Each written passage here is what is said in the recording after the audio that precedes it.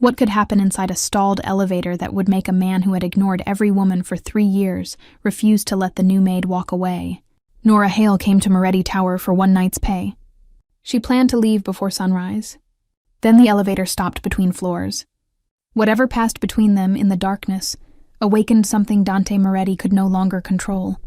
And when the doors finally opened, Nora's temporary job had become the most dangerous temptation of his life. 4 hours before the elevator stopped, Dante Moretti stood in a private medical office fastening his belt, while Dr. Adrian Wells closed the final report. No nurse remained outside. No receptionist had entered Dante's real name into a public system. Men who owned hotels, casinos, politicians' loyalty, and half of Chicago's fear did not allow private weaknesses to become records someone might sell. "There is nothing physically wrong with you," the doctor said. Dante's fingers paused against the silver buckle, then explained 3 years. "Your health is excellent. Whatever is suppressing your interest in women is psychological." "Can medication change it?" "There is nothing physical to medicate." 3 years without desire. 3 years without touching a woman because he wanted her. Models had undressed in his bedroom. Actresses had whispered invitations against his ear. Heiresses from families powerful enough to move markets had offered beauty, loyalty, and every fantasy men were supposed to crave. Dante could recognize perfection and remain untouched by it. His body answered no one. He pulled on his black jacket. Then this appointment was useless. "Your body is still capable of responding." "To what?" "I cannot tell you that." "Then neither can you help me." He left before the doctor could answer. Marco Russo waited beside the private exit. Silver had begun to mark his temples, but nothing about his broad frame or quiet attention suggested age had softened him. He had protected the Moretti family for 19 years and knew when silence was safer than curiosity. "The tower?" he asked. "Where else?" The black sedan entered Moretti Tower through the underground garage shortly before 6. Camilla Serrano was waiting beside the private elevators in a pale silver dress, one hand resting on a white leather bag. She was 32, beautiful in the polished, expensive way society pages rewarded, and exactly the woman Dante's mother believed he should marry.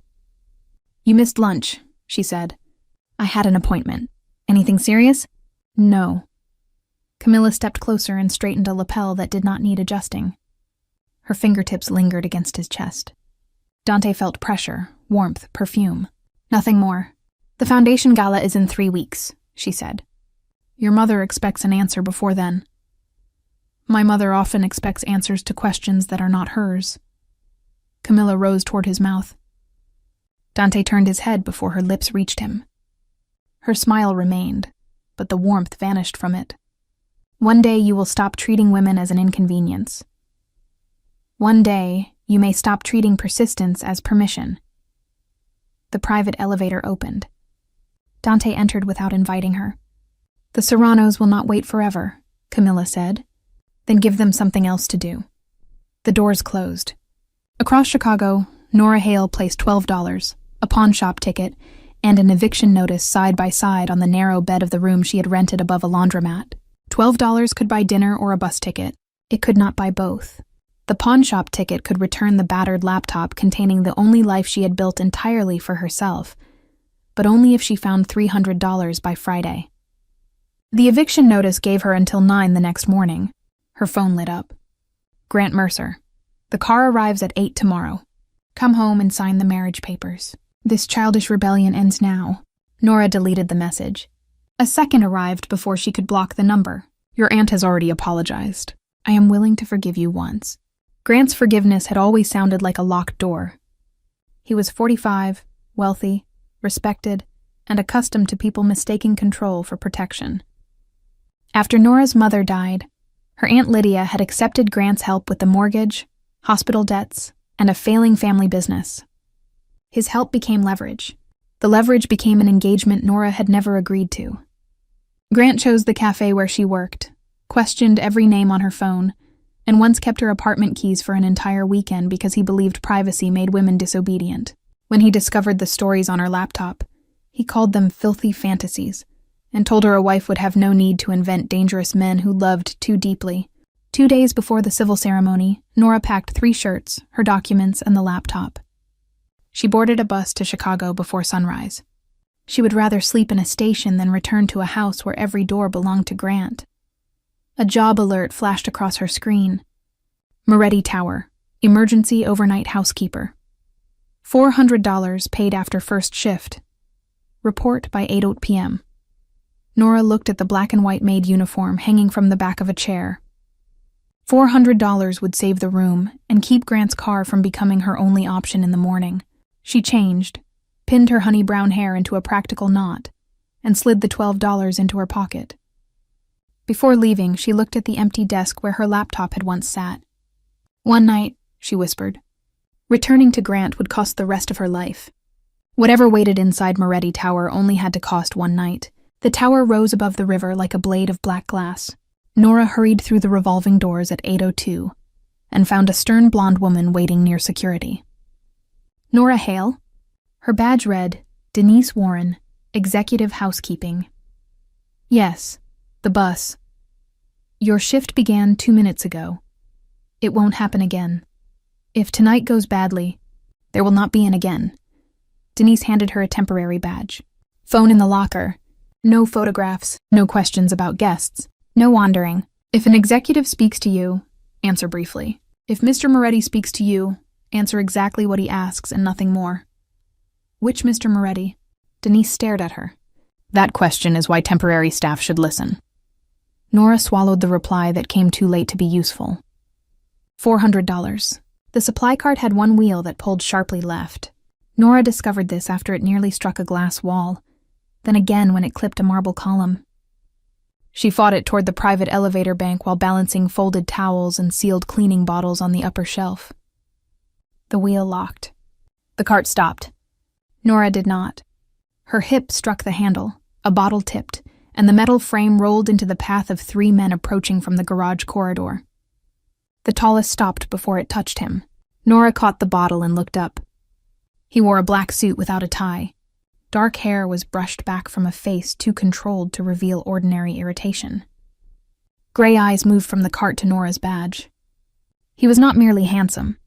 Handsome felt too gentle for the hard line of his jaw, the width of his shoulders, and the quiet force that made the 2 men behind him wait for his reaction. Nora's first thought was that he looked exactly like the men she used to invent. Her second was that real men were much less convenient. "I'm sorry," she said. The wheel locked. His gaze passed over her uniform. Temporary staff should not block private access.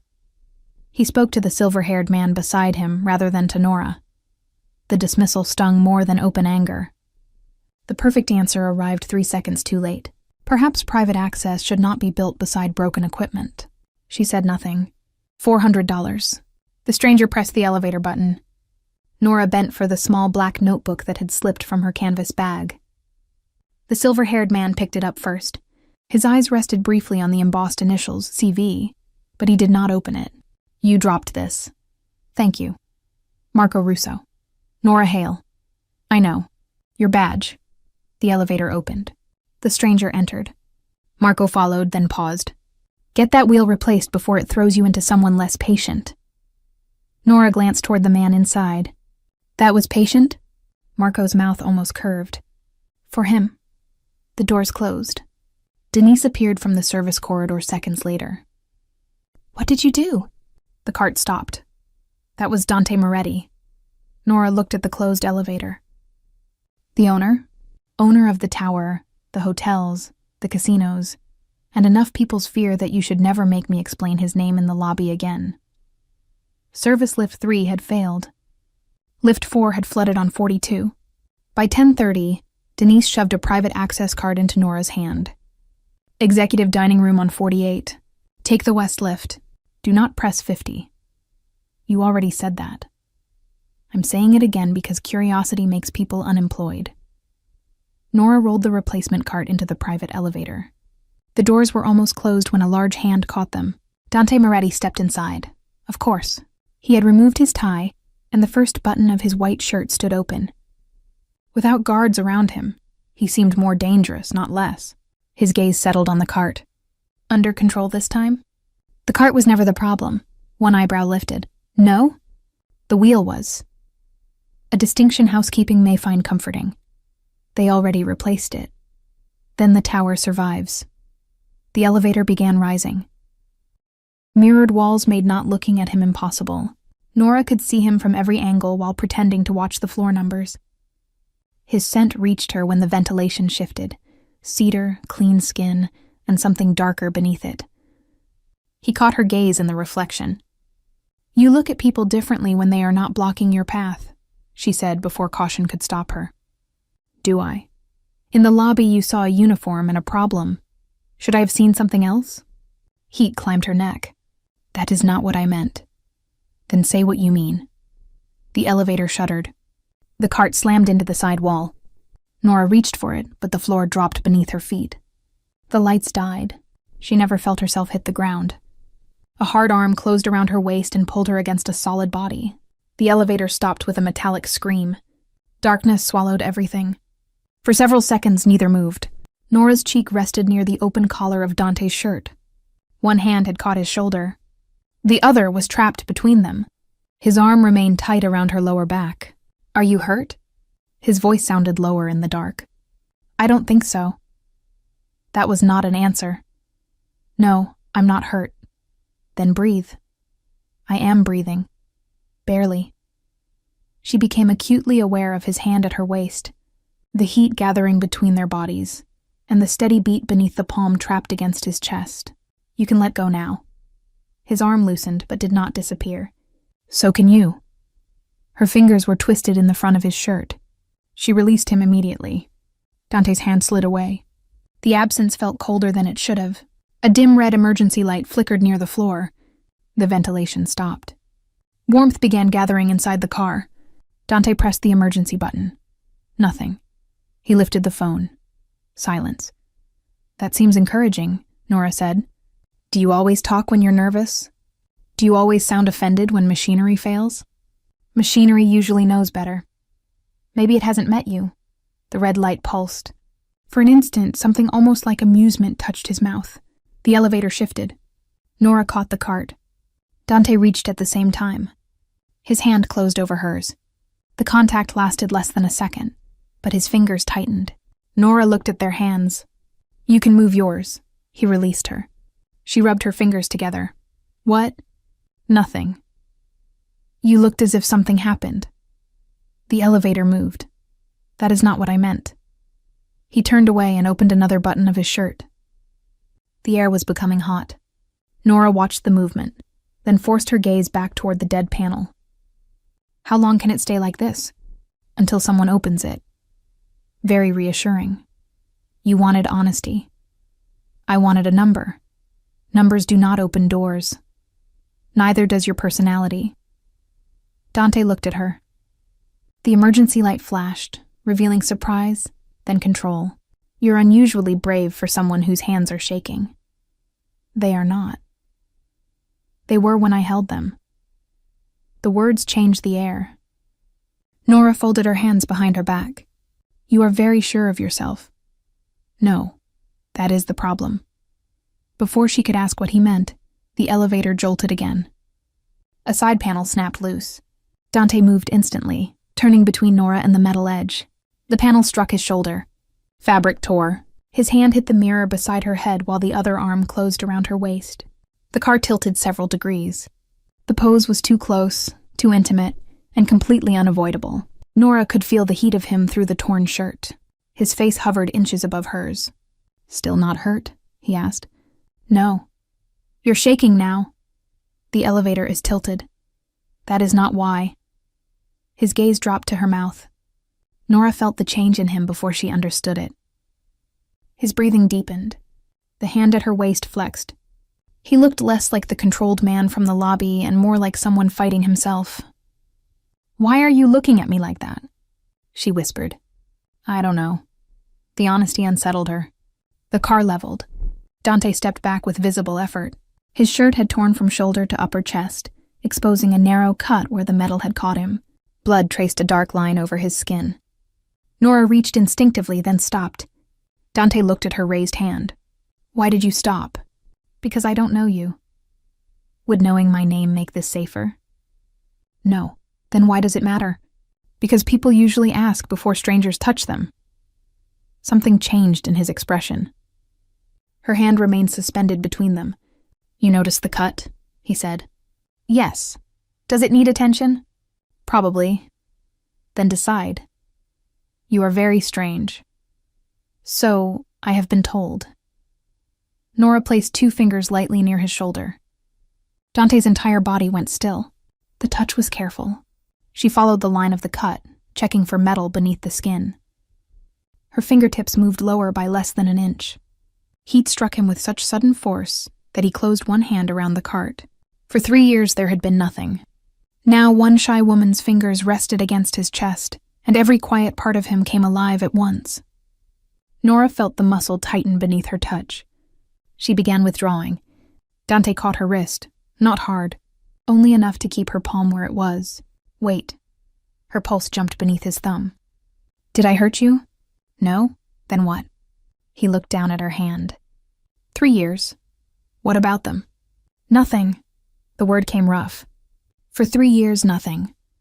The elevator shifted. Dante pulled her toward him before she lost balance. Her back met the mirrored wall. His arm braced beside her head. Her palm flattened against the center of his bare chest. The torn shirt hung from one shoulder. He pulled it free and dropped it beside his jacket. Nora forgot the broken elevator for one dangerous second. He was built like a man who had never been permitted weakness. Broad shoulders. Hard lines. A faint scar near his ribs. But it was not the sight of him that made her breath unsteady. It was the way he looked at her, as if she had become the answer to a question he had stopped asking. His scent wrapped around her before his hands did. Cedar, dark cologne, and clean skin warmed by the trapped air. Do you feel what you're doing? He asked. I'm touching you. That is not all. I don't know what you mean. I think you do. The distance between their mouths narrowed. Tell me to stop, he said. Nora should have. She had come for money, not this. She did not know why his voice had become rough, or why her body leaned toward his warmth. You are the one standing over me. That was not an answer. Neither was your question. His mouth almost curved. Would you regret it if I kissed you? Probably. That is still not no. No, she whispered. It isn't. Dante lowered his head, then stopped with his mouth barely a breath from hers. The pause gave her time to turn away. He waited. Ask me, she said. His eyes darkened. May I kiss you? No one had ever asked Nora that question. Grant had spoken of marriage as if access had already been purchased. Men at the cafe had flirted carelessly, but none had made her want to say yes. She looked at Dante's mouth. Yes. His lips touched hers with control that lasted less than a second. The first kiss was careful, almost testing. Then Nora's fingers tightened against his chest and something inside him broke open. He kissed her again, deeper, one hand sliding from her waist to the back of her neck. Nora had imagined kisses in 100 ways. None had prepared her for the heat of a real mouth, the roughness of his breath, or the way strength could become gentleness without losing power. She did not know where to place her hands. One remained against his heart. The other caught his shoulder. Dante felt her uncertainty and slowed. Look at me. Nora opened her eyes. Have you done this before? Of course. The lie lasted one heartbeat. No, you haven't. She tried to turn away. His thumb guided her back without force. Do not lie to me. Then don't ask questions you already answered. The elevator bell rang once in the darkness. Neither looked toward the doors. Dante rested his forehead against hers. Who are you? Nora. Nora what? Hale. He repeated it quietly, as if fixing the name somewhere permanent. Metal scraped outside. Voices sounded from the shaft. The emergency light brightened. The doors began opening by inches. Cold hallway light entered the car. Dante turned instinctively, shielding Nora from the widening gap. Maintenance workers forced the doors apart. Marco stood outside with 2 guards. Denise hovered behind them. Camilla was several feet away, silver dress bright under the corridor lights. No one spoke. They saw Dante without a shirt, one arm above Nora's head, his other hand at her waist. They saw Nora's loosened hair, broken badge, and palm still resting against his chest. Marco lowered his gaze first. Mr. Moretti. Nora's hand fell away. Dante stepped back and became someone else before her eyes. His breathing steadied. His shoulders straightened. Whatever she had seen in the dark vanished behind authority. Denise pushed through. Nora Hale, what did you do? The elevator stopped. Why is Mr. Moretti? Denise looked at the shirt on the floor and failed to finish. Camilla's gaze moved from Dante's bare chest to Nora's mouth. Interesting. Denise reached for Nora's badge. This assignment is over. No, Dante said. The hallway went silent. Sir? She stays. Camilla's expression hardened. Denise looked between them. Of course. I can assign her to the 50th floor. Nora stared at him. What? Dante's eyes met hers. There was no warmth in them now, but the memory of the elevator remained between them like a secret. Effective tonight. Miss Hale works on my floor. Camilla stepped closer. Dante, your residence has not employed. I know whom my residence employs. He looked at Marco. Replace every emergency line. I want the report before morning.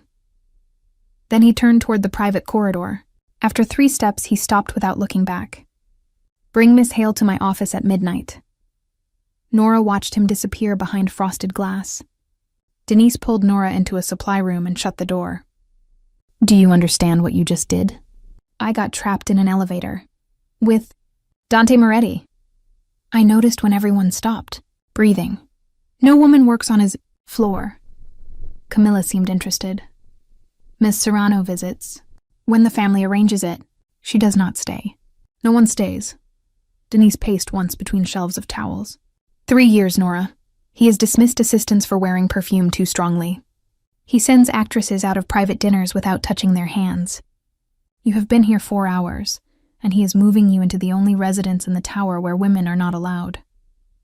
Nora remembered his heartbeat beneath her palm. 3 years. Nothing. Maybe he wants a witness nearby until the elevator report is finished. Denise looked at Nora's swollen mouth. Keep telling yourself that if it helps. A knock sounded. Marco waited outside. Miss Hale, Mr. Moretti wants you upstairs at midnight. For what? He did not explain. I'm supposed to be paid after the shift. Marco handed her a black envelope. 4 crisp $100 bills rested inside. Your shift is complete. Enough to save the room. Enough to make Grant's car irrelevant. Am I required to go upstairs? No. Would anyone tell him that? You just did. And if I refuse, I take you home. That simple? Marco's expression remained serious. Mr. Moretti is many things. He does not need guards to force women into rooms. The answer eased one fear and sharpened another. I'll speak to him. At 11:58, Nora stepped through the frosted doors of the 50th floor. Moretti Tower disappeared behind her. The private residence was quieter than any place she had ever entered. Black marble reflected low amber lights. Dark wood lined the walls. Floor-to-ceiling windows overlooked Chicago. The city spread beneath the glass like scattered gold. There were no family photographs, no bright colors, no evidence that anyone laughed there. A silver-haired woman in a navy dress waited near a console table. You are younger than I expected, she said. Expected for what? That is an excellent question. She handed Nora a folded dress. Rosa Bellini. I have managed this residence for 23 years. Your uniform is damaged. It's only the badge. Your collar is torn. Nora looked down. Heat returned to her face. Rosa's gaze became almost kind. Guest room to the left. Change. Mr. Moretti dislikes waiting. Does anyone ever tell him other people dislike being summoned at midnight? Not twice. The navy dress was simple and modest. Nora changed, left the broken badge on the dresser, and followed Rosa down a hall lined with old paintings. Dante's office door stood open. He sat behind a massive desk wearing a fresh white shirt open at the throat. The cut on his shoulder had been cleaned. On one security screen, a frozen image showed shadows inside the elevator. His body shielding hers, her hand against him, their faces close. You recorded us, Nora said. The elevator did. You were watching. I was confirming what happened. Did the camera explain it? No. He turned the screen off. Nora remained standing. Why am I here? I am offering you a position.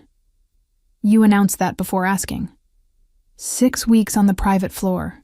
$2,000 per week, housing included. Your first month paid in advance. Nora stared. For cleaning? For discretion, availability, and maintaining the residence. Availability means what? That depends on you. The heat in his gaze returned her to the dark elevator. You cannot buy what happened in there. I am not trying to. It sounds as if you are. Dante stood and walked around the desk, stopping several feet away. For 3 years I have not wanted a woman. Nora's breath caught despite knowing. In the elevator I wanted you.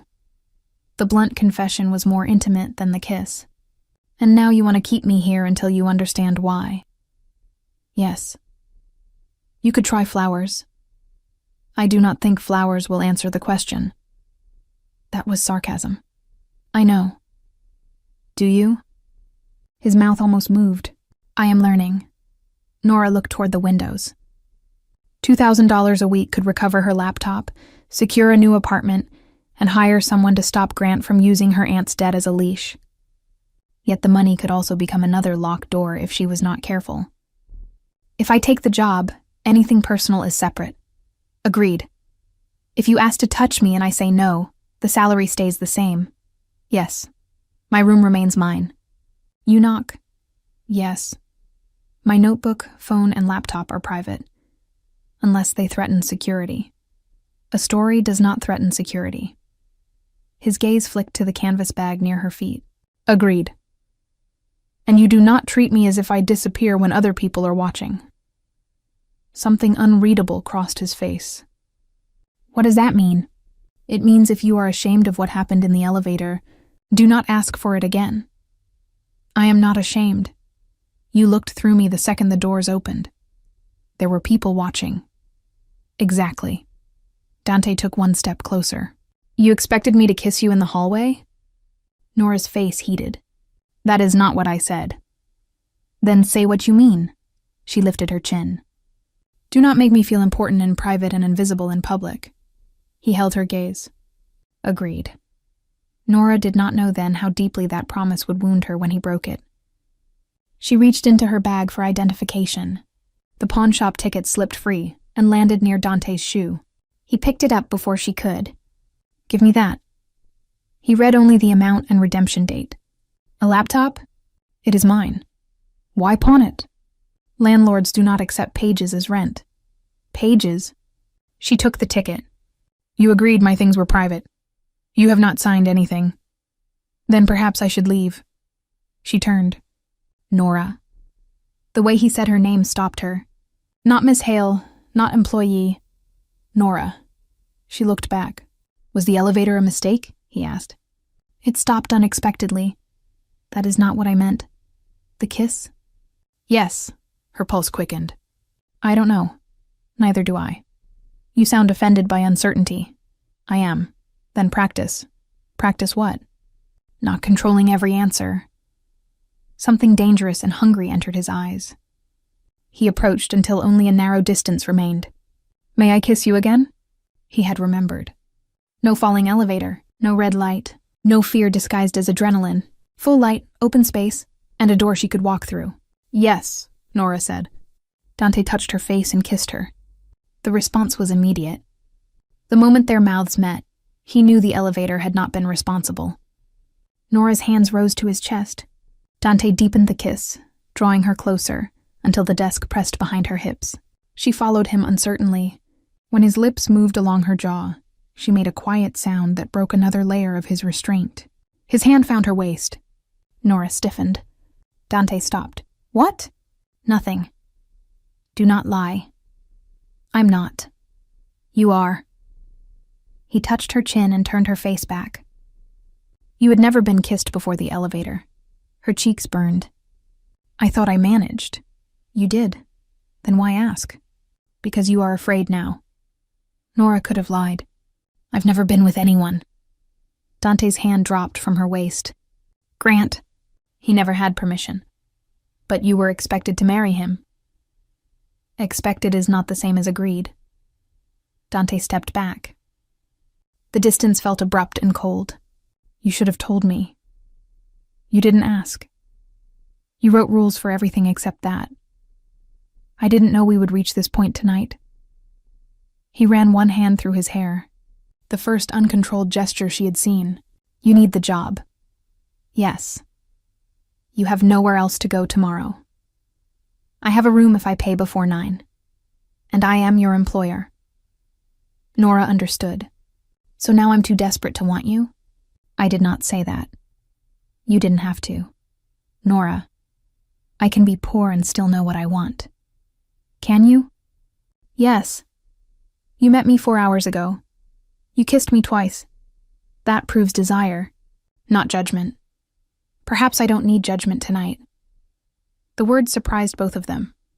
Dante's eyes darkened. For one charged second, she thought he would pull her back. Instead, he opened the office door. Rosa will show you your room. The rejection stung. Good night, Mr. Moretti. Dante. Not in daylight, apparently. She walked out.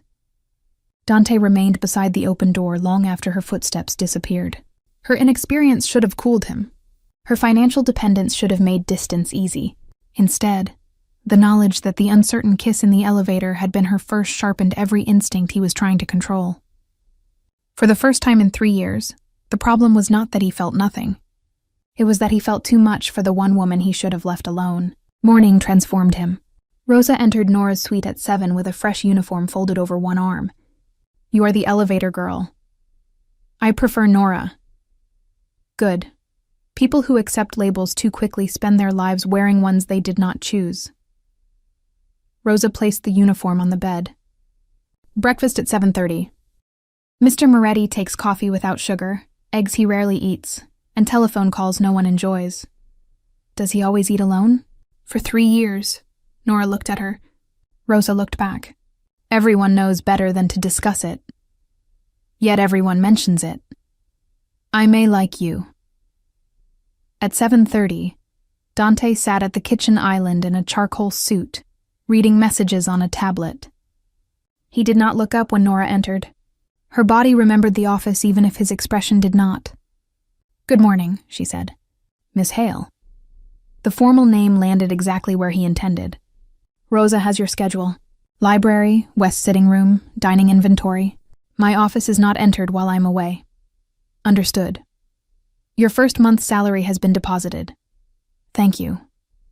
Camilla entered through the private corridor wearing a cream suit. She looked from Nora to Dante and smiled. You kept her. Dante did not look up.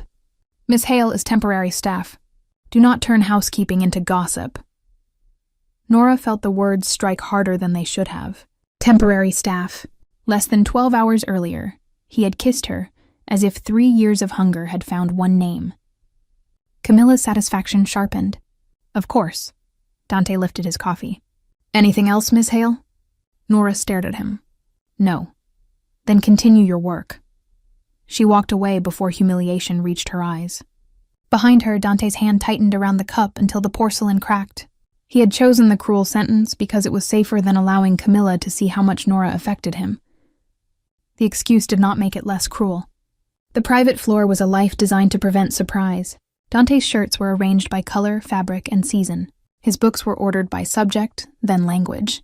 The kitchen contained appliances that appeared untouched. Every room was expensive, immaculate, and emotionally empty. Nora cleaned the library while Rosa replaced flowers. Does he ever relax? Nora asked. He sleeps occasionally.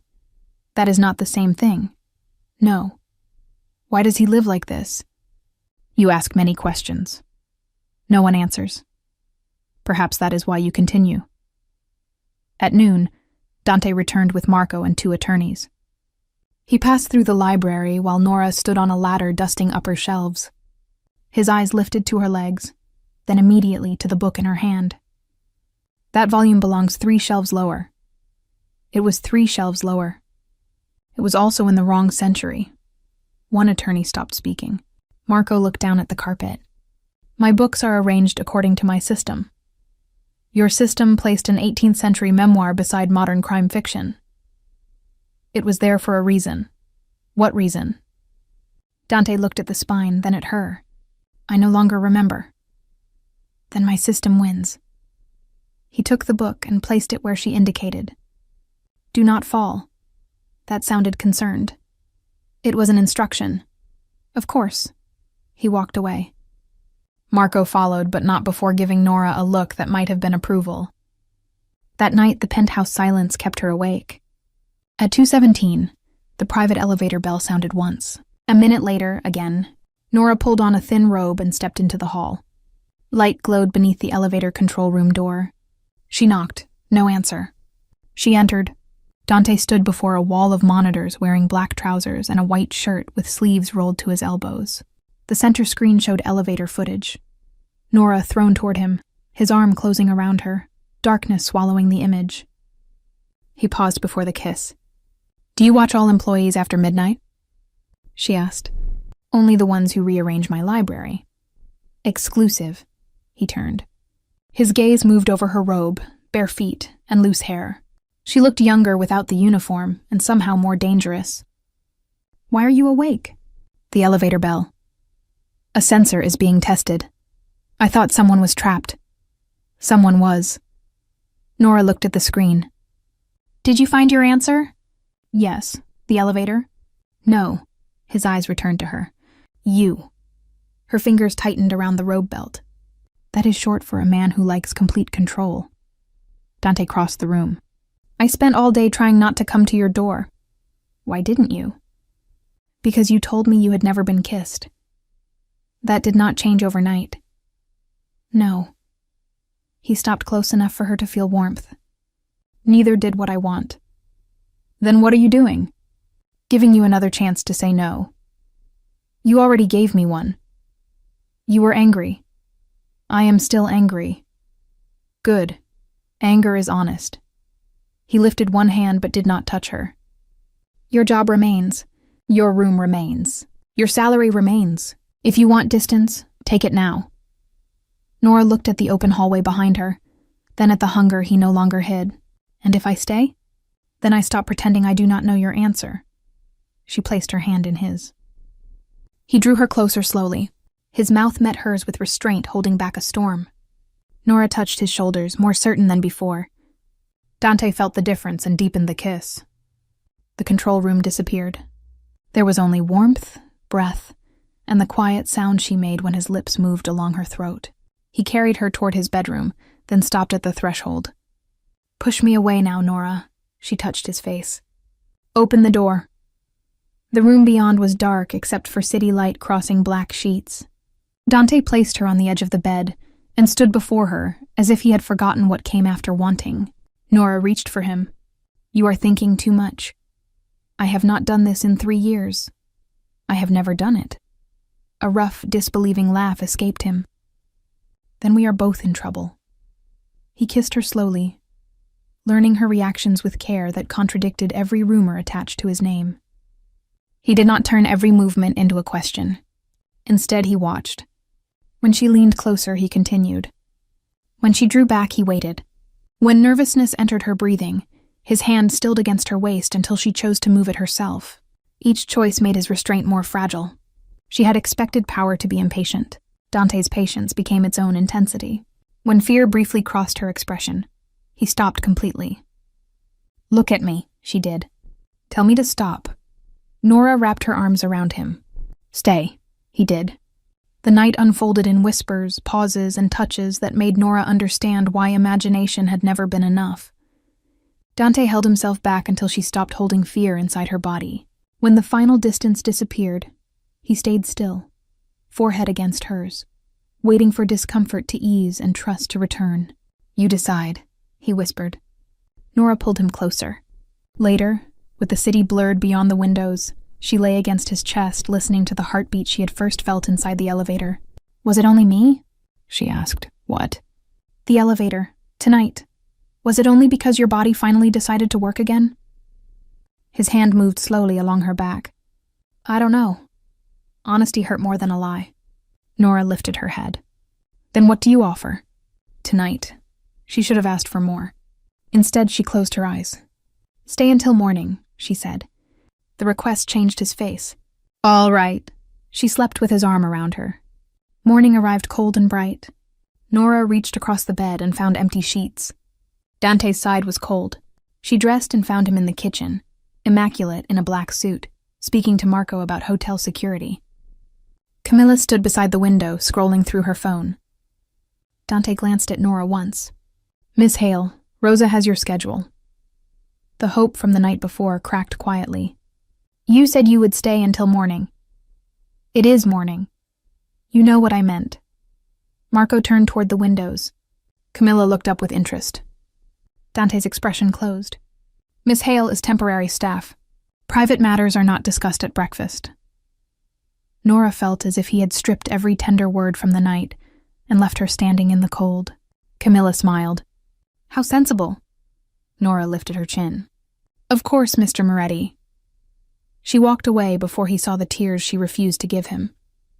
The pattern began there. By day, Dante became distance. He passed Nora in corridors without letting his hand brush hers. He gave instructions in a measured voice and used Miss Hale like a wall between them. By night, the wall disappeared. On the second night, he knocked once at her door and waited. Nora opened it wearing a pale cotton nightdress beneath her robe. "I thought you would summon me. I am trying something new. Knocking? Do not make me regret it." She stepped aside. He entered, but instead of reaching for her, he noticed the small red mark on her wrist where Grant had once grabbed her during the engagement dinner. "What happened?" "Old argument. With Grant?" "Yes." Dante touched the skin so gently she almost hated him for making tenderness feel effortless in darkness. "Did he hurt you?" "He tried to remind me I belonged to him." Dante's jaw tightened. "You did not." "No. You do not belong to anyone." Nora searched his face, wondering whether he believed the words when they applied to himself. That night he kissed the scar before he kissed her mouth. The next morning he asked Rosa to replace the flowers without acknowledging Nora at the table. On the third night, Nora found him in the library with 2 glasses of wine and a book he was not reading. "You called me here to watch you pretend to read?" "You were awake. How do you know?" "Your light was on. You watch my door?" "I notice it." She sat across from him. They spoke about nothing important. The books she had moved, Chicago winters, why Dante distrusted decorative pillows, and the conversation felt more intimate than some kisses. When Nora rose to leave, Dante caught her hand and pressed his mouth to her palm. "You should go," she whispered. "Do you want me to?" "I should. That was not what I asked." Nora's pulse jumped. He rose, keeping her hand against his mouth. "Open the door if you want me gone." She did not. The next morning he handed her a list of library corrections without looking up. On the 4th night, they danced without music beside the windows.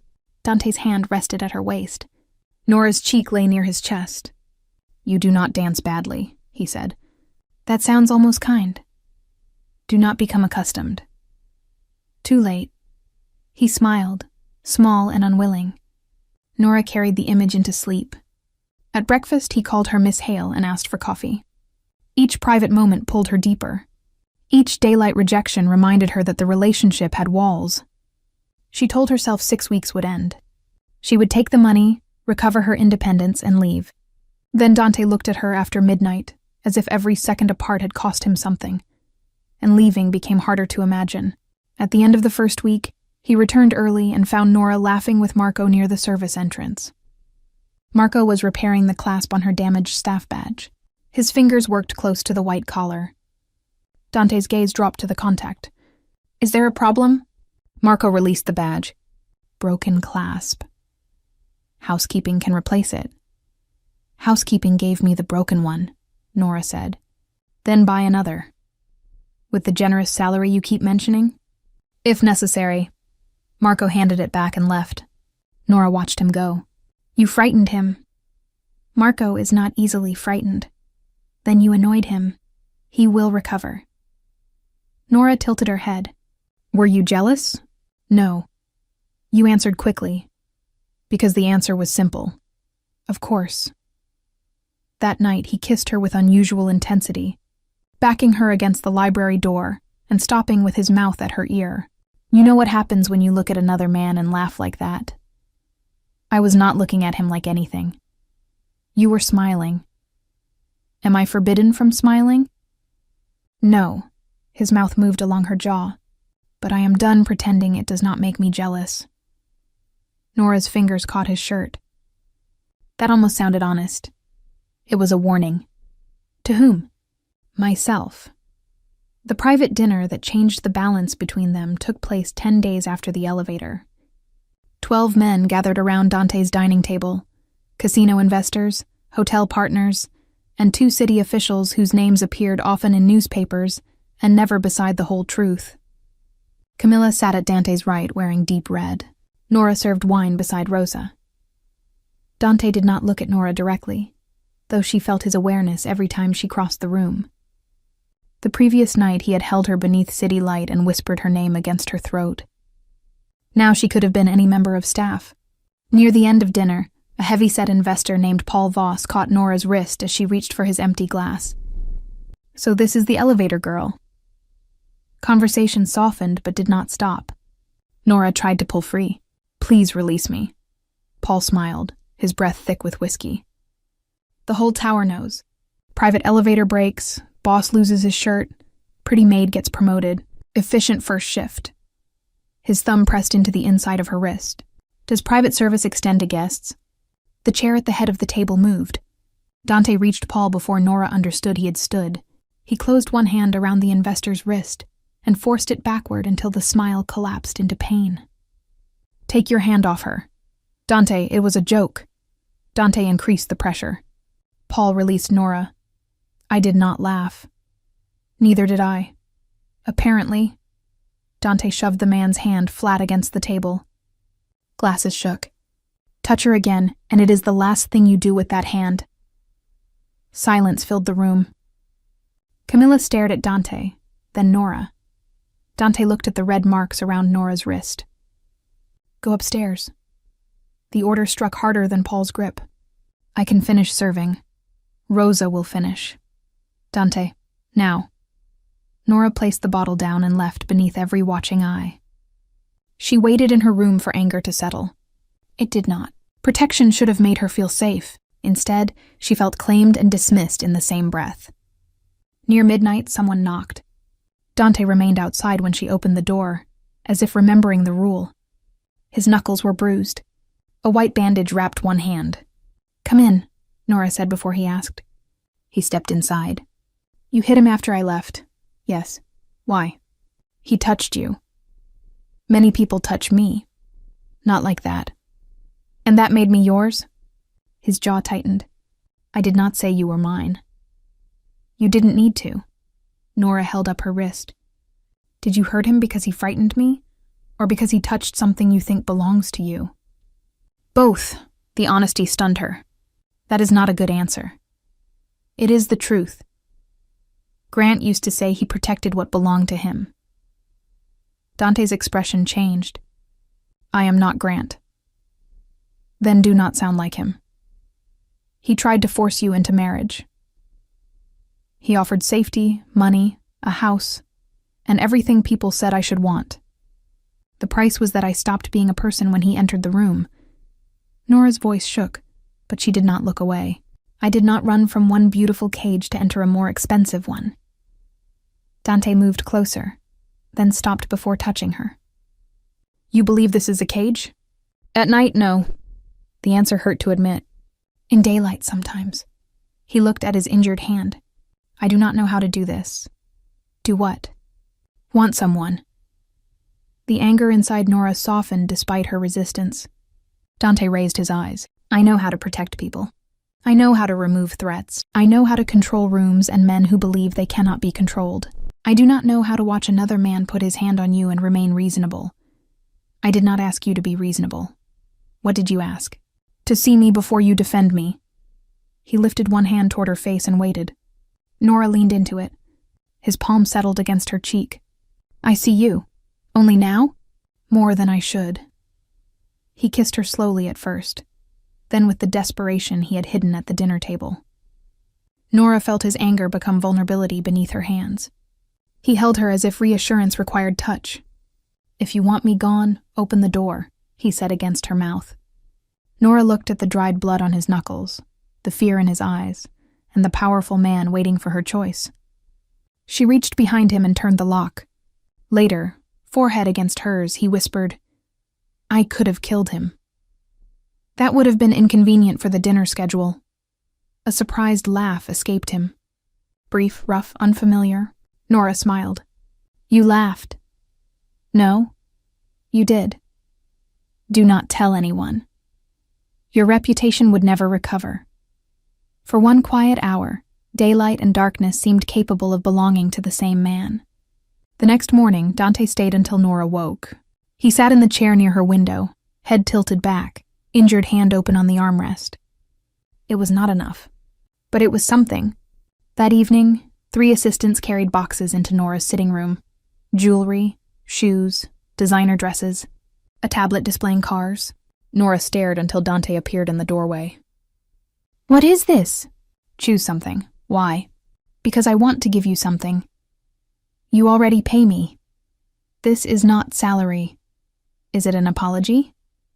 "If necessary." Nora closed a jewelry box. "I don't need diamonds." "Then choose a car." "I don't drive." "A wardrobe." "I have clothes." "You have 3 dresses." "You counted?" Rosa did.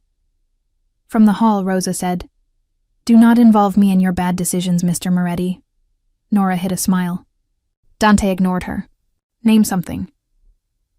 Nora thought of the pawnshop ticket folded in her bag. "A laptop." Dante frowned. "A laptop?" "You asked. I offered anything. That is what I want." "Why?" "Because there is a world that belongs to me, and I have not been able to enter it since I pawned the only door." His gaze sharpened. "Writing," Nora stiffened. "Marco told you about the notebook?" "Only that you carried one. It is private. You made that rule." "And?" "I remember rules." The answer warmed her despite herself. "A laptop," he repeated. "Nothing else." Nothing else. By noon the next day, Marco delivered 2 boxes. The first contained Nora's old laptop from the pawn shop, cleaned and repaired. The second held a new silver computer more powerful than anything she had ever owned, along with headphones and a small microphone. Nora touched the scratched lid of the old machine. Her mother had bought it after Nora won a school writing contest. It had survived cheap apartments, cafe shifts, Grant's insults, and the bus ride out of her arranged life. "He recovered it," she whispered. Marco nodded. "He said unfinished work should not belong to a pawn shop." Nora looked toward the hall. "Tell him thank you. Tell him yourself." Dante stood near the elevator, pretending to read his phone. Nora crossed the floor. "You bought the old one too. It belonged to you. You didn't have to buy the new one. The old one is slow. You opened it?" "No. How did you know?" Marco asked a technician. She smiled before she could stop herself. Dante watched the expression, as though it were another impossible response. "Thank you. What will you write?" The question was almost there. Nora waited. His phone rang. He glanced at the screen. "I have a meeting." The moment disappeared. "Of course," he walked away. That night, after Dante left her bed before dawn, Nora opened the new laptop. A blank document waited. For weeks she had believed she had no story left. Then the words came. He kept every door locked except the one through which he entered her room after midnight. By day he called her Miss Vale. By night he said her first name as if it hurt. Nora wrote until the city lightened. The fictional hero became Luca Varon, owner of a hotel with a forbidden top floor. The heroine became a quiet art conservator, hired to restore paintings no guest was allowed to see. Nora changed the elevator, the uniform, the names, and the rooms. She kept the contradiction. A man who protected a woman's body and neglected her heart. A woman who mistook hunger for hope until she learned to leave. She published the first chapter under the pen name Celia Vane. The title was The Man Behind the Locked Floor. By the end of the week, 10,000 people had read it. By the second, 100,000. Comments arrived faster than Nora could answer. He wants her, but he is terrified of needing her. She cannot keep accepting half of him. Why does the daylight version hurt more than the villain? Nora read every message while Dante slept several rooms away, unaware that strangers were discussing the parts of him she understood least. The story spread through Moretti Tower before Nora realized anyone inside the building had found it. She entered the staff kitchen one afternoon and heard two maids arguing over the latest chapter. "He is in love with her," one said. "No, he's addicted to how she makes him feel. That is how men like him start. And how do they finish?" "Begging, hopefully," the women laughed. Nora placed folded towels on a shelf, hiding her smile. Rosa sat at the table with a phone in one hand. "The writer is cruel." "You read Celia Vane?" a maid asked. "I read many things. Do you think the heroine should forgive him?" Rosa's gaze moved briefly to Nora. "Not until he learns to remain kind after sunrise." Nora nearly dropped the towels. Elena Moretti arrived that evening for dinner. Dante's mother was 61, elegant, silver-haired, and capable of making a room feel judged before she spoke. Camilla came with her, accompanied by her cousin Leon Serrano, the attorney responsible for several family contracts. Nora carried coffee into the sitting room, while Elena discussed the foundation gala. "Moretti Media's digital platform has finally produced something useful," Elena said. "Have you heard of Celia Vane?" Camilla crossed one leg over the other. "The romance writer? She has doubled Midnight Inc.'s readership in less than a month." Elena took the phone Camilla offered and scrolled. "This is surprisingly perceptive." Nora kept the coffee pot steady. Elena read another line. "She understands men who mistake silence for strength."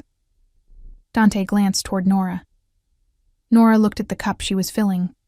"The platform wants a long-term contract," Elena continued. "If the numbers hold, we may invite the writer to the gala."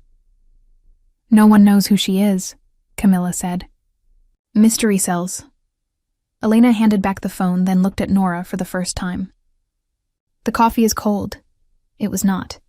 Nora replaced it anyway. Elena had praised her words while failing to see the woman holding the pot. The irony should have pleased her. Instead, it lodged beneath her ribs. Later, Nora returned to the library writing room and found Leon standing beside her open laptop. "Step away from that," she said. He looked over his shoulder. "Private floor devices fall under legal review.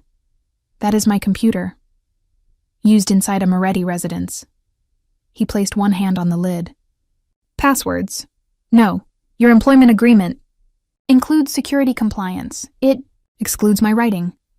A maid does not interpret contracts. For a Serrano attorney." He tried to pull the laptop toward him. Nora caught it. Leon grabbed her forearm and tightened his grip. "Release it. Let go of me." The door opened. Dante entered. He saw Leon's fingers around Nora's arm and the laptop trapped between them. The temperature of the room seemed to drop. "Take your hand off her." Leon did not release Nora quickly enough. "Dante, this computer may contain—" Dante crossed the room. He seized Leon's wrist, forced his hand flat against the desk, and bent him over the edge. Leon shouted. The laptop remained inches from his trapped fingers. "That hand touched her work after she told you not to." "I represent the Serrano family." Dante increased the pressure. "Not anymore. You cannot terminate counsel over a maid's device." Dante's voice became quieter. "Touch her again. Touch her work again. Or use that word as if it makes her less. And the next sound you hear will be your hand breaking." Camilla appeared in the doorway. "Dante, stop." He looked at Nora. "Do you want him released?" Nora's arm throbbed where Leon had gripped it. "Yes." Dante released him instantly. Leon stumbled upright, clutching his wrist. Dante looked at Marco, who had arrived behind Camilla. "Remove every Serrano attorney from Moretti business before midnight." Camilla went pale. "You would destroy years of legal work because Leon touched a laptop?" Nora looked at Dante, expecting another possessive answer. His gaze stayed on the computer. "Because it mattered to her, and he believed that did not matter to me." Something inside Nora shifted. After Leon and Camilla left, she touched the laptop. "You protected the work." "I protected what was yours. You did not even ask what it is." Shame flickered across his face. "I should, yes. Will you tell me?" Nora looked at the closed document. "Not yet." Dante nodded, though impatience tightened his jaw. "Then, not yet." During dinner the next night, Elena announced that the Serrano family would attend the gala as honored partners, despite the legal dispute. "The timing is appropriate," she said. "A formal understanding between the families will stabilize several projects." Camilla smiled. "My father agrees." Dante cut into his meal. "I do not." Elena's gaze sharpened. "You have avoided this conversation for 3 years. Then another month will not surprise you. This is about responsibility." Camilla reached across and touched his wrist. He felt nothing. Nora noticed anyway. "We are not asking for a wedding tomorrow," Camilla said. "Only an announcement allowing both families to move forward." Dante removed his wrist from beneath her hand. "Nothing will be announced without my consent." It was not a refusal. Nora stood behind Elena's chair and understood how easily powerful men hid decisions inside incomplete answers. After dinner, Camilla entered Dante's study while Nora collected glasses. The door remained partly open. "You cannot keep avoiding the obvious," Camilla said. "We fit. On paper. Most marriages begin with less." Nora stepped into the doorway with the tray. Camilla stood close to Dante, one hand against his chest as she adjusted his collar. Dante's expression remained cold. Nora knew he felt nothing. She knew because she had felt what happened when he did.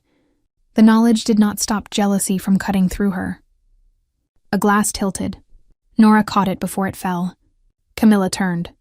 "Careful. Private elevators seem to suit your balance better than public rooms." "The documents are here," Nora said. "Then leave." Nora looked at Dante.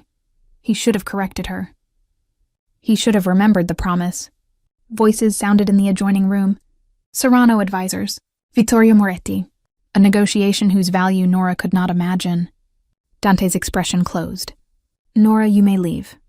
The wrong person had been dismissed. She lifted the tray. "Of course, Mr. Moretti." Camilla's smile followed her out. Nora made it to the service corridor before the first tear fell. She wiped it angrily and opened her laptop on a housekeeping cart. Her fingers moved hard across the keys. A man could desire a woman in darkness and still abandon her in the light. The chapter reached 500,000 reads before midnight. Dante found her beside the service elevator. "You disappeared. You told me to leave. The room. I understood. Camilla means nothing." Nora looked at him. "You still think that is the problem?" "She touched me. I felt nothing." "Congratulations." "Nora. She called me convenient. She said I was a temporary body you kept behind locked doors. I looked at you, and you sent me away." The Serrano advisors were in the next room. "Exactly. If I had challenged her there, the agreement would have collapsed." "Then you chose the agreement." "It is not that simple." "It felt simple from where I stood." Dante moved closer. "You are the only woman I want. Only where no one can see. That is not true." "Then prove it." "How?" "Tell Camilla there will be no engagement." "The board." Nora laughed once, broken and bitter. "There is always another room where I have to become smaller so Dante Moretti can remain powerful." She turned toward the elevator. Dante caught the doors before they closed. "Do not leave." "Why?" "Because I cannot breathe properly when I think you are walking away." The confession weakened her anger without healing it. "That is need." "I know. Not love. I never learned the difference." He touched her face. "Teach me."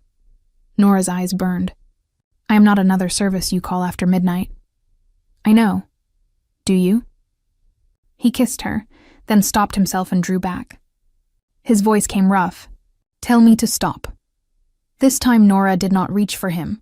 She looked at the closed elevator doors, the man who could hunger for her and still fail her before witnesses, and the pain of becoming two different women in his life. "Stop, Dante." He went completely still. The word seemed to strike harder than any threat. Nora stepped into the elevator alone. He did not follow. As the doors closed, she saw the first true fear enter his face. The weeks that followed were not empty, but something had changed. Dante did not come to her room for 3 nights. He remained polite, distant, and visibly sleepless. On the 4th morning, Nora found a small brass key on her desk. "What does it open?" she asked Rosa. The library writing room. He's never given anyone access. Nora found a sunlit room hidden behind shelves with an old desk facing the river. No cameras, no security monitor. A place inside Dante's home that did not feel watched. On the desk sat a note in his sharp handwriting.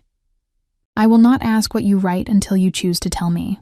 I only wanted you to have somewhere no one could enter without permission. The gesture reached deeper than jewelry ever could. That night Nora found him in the library. He stood when she entered but did not move toward her. Thank you, she said. It was a room no one used. You are lying. Poorly? Very. I am learning. Nora looked at him. I am still angry. I know. I meant stop. I know. And you stopped. I will always stop. Silence stretched. Dante's eyes moved to her mouth, then away. For once, he chose restraint without turning it into punishment. Good night, Nora. He left first. She loved him before she admitted it. It happened in ordinary fragments. When he moved a meeting because Rose's knee hurt and pretended it was a scheduling issue. When he brought Nora soup after she caught a cold and remained on the floor beside her bed until she finished it. When he listened to her explain why an entire shelf of his library had been mislabeled and accepted defeat with grace, he offered no one else. They found their way back to each other slowly, with fewer declarations and more mornings. Dante began staying for breakfast, even when he did not touch her the night before. Once, after waking from a rare nightmare, he came to her door, knocked, and stood with his hand raised until she opened. He lay beside her, fully dressed, and asked her to talk until he could sleep. Nora told him a story she had never published about a woman who inherited a ruined theater and rebuilt it one seat at a time. When Dante finally slept, his grip loosened but did not release her. Love did not make his daylight silence less painful. It made it dangerous enough to break her. The second public confrontation happened during a private charity reception 2 weeks before the gala. Nora wore a navy dress Dante had not chosen and stood beside Rosa near the terrace doors. A young heir named Sebastian Ward, drunk on champagne and his father's importance, placed one hand against Nora's lower back while asking whether Dante allowed his private staff to dance. Nora stepped away. Sebastian followed. Relax, I only want one song. I said no. You work for men who do not hear no. His hand returned to her waist. Dante appeared before Nora could raise her voice. He caught Sebastian by the throat and drove him against a marble column. Champagne crashed to the floor. Guests froze. No one touches her. Sebastian clawed at his wrist. I was dancing. She said no. Dante, Nora said. He did not release him. Sebastian's face reddened. Dante's eyes held no hesitation. Touch her again, and it is the last thing you do with that hand. Dante. Nora stepped closer. Look at me, he did. Let him go. Dante released Sebastian immediately. The heir slid down the column, coughing. Dante turned to the guards. Remove him and his family from every Moretti property. Nora caught his arm. That is enough. It is not. For me, it is. He looked at her. The room watched. For once, Dante did not send Nora away. He placed one hand at the small of her back, exactly where Sebastian had touched, but waited until she leaned into it. No one touches my woman, he said, loud enough for the room. The phrase moved through Nora like heat and warning. Camilla heard it from across the reception. Her face became still. Later in the private corridor, Nora confronted Dante. Your woman? You are. Did I agree to that title? You came to me last night. That is not the same as belonging to you. I did not say you belonged to me. You said it to the entire room. Dante moved closer. Then correct me. What? Tell me you are not the woman I want beside me. Nora stared into his eyes. The possessive certainty should have angered her. Instead, desire moved dangerously beneath the anger. Dante lowered his mouth near hers. If you want distance, take it now. You are impossible. And you are still here. She touched his jaw. For now. 6 weeks after the elevator, coffee changed everything. Nora carried Dante's cup into his office, and the smell turned her stomach so violently she barely placed it on the desk before running for the hall. Rosa found her gripping the bathroom sink. How late? Rosa asked. What? Rosa looked at her. Nora's hand went instinctively to her stomach. I don't know. Find out before you invent 10 other explanations. Nora purchased a test from a pharmacy 3 blocks away and waited until Dante left for a meeting. She sat on the bathroom floor while the seconds passed. 2 lines appeared. For several moments she felt nothing. Then wonder arrived, soft and terrifying.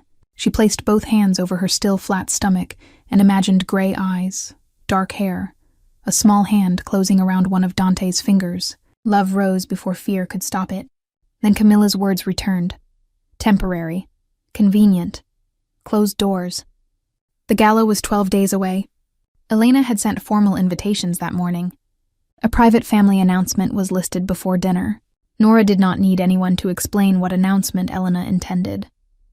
Her laptop chimed. Midnight Inc. Grand Serial Prize. Winner, Celia Vane. Nora read the message twice. Then a third time, $35,000. A publishing contract. Monthly royalties, health insurance. A partnership discussion. An invitation to reveal Celia Vane's identity at the Moretti Foundation Gala.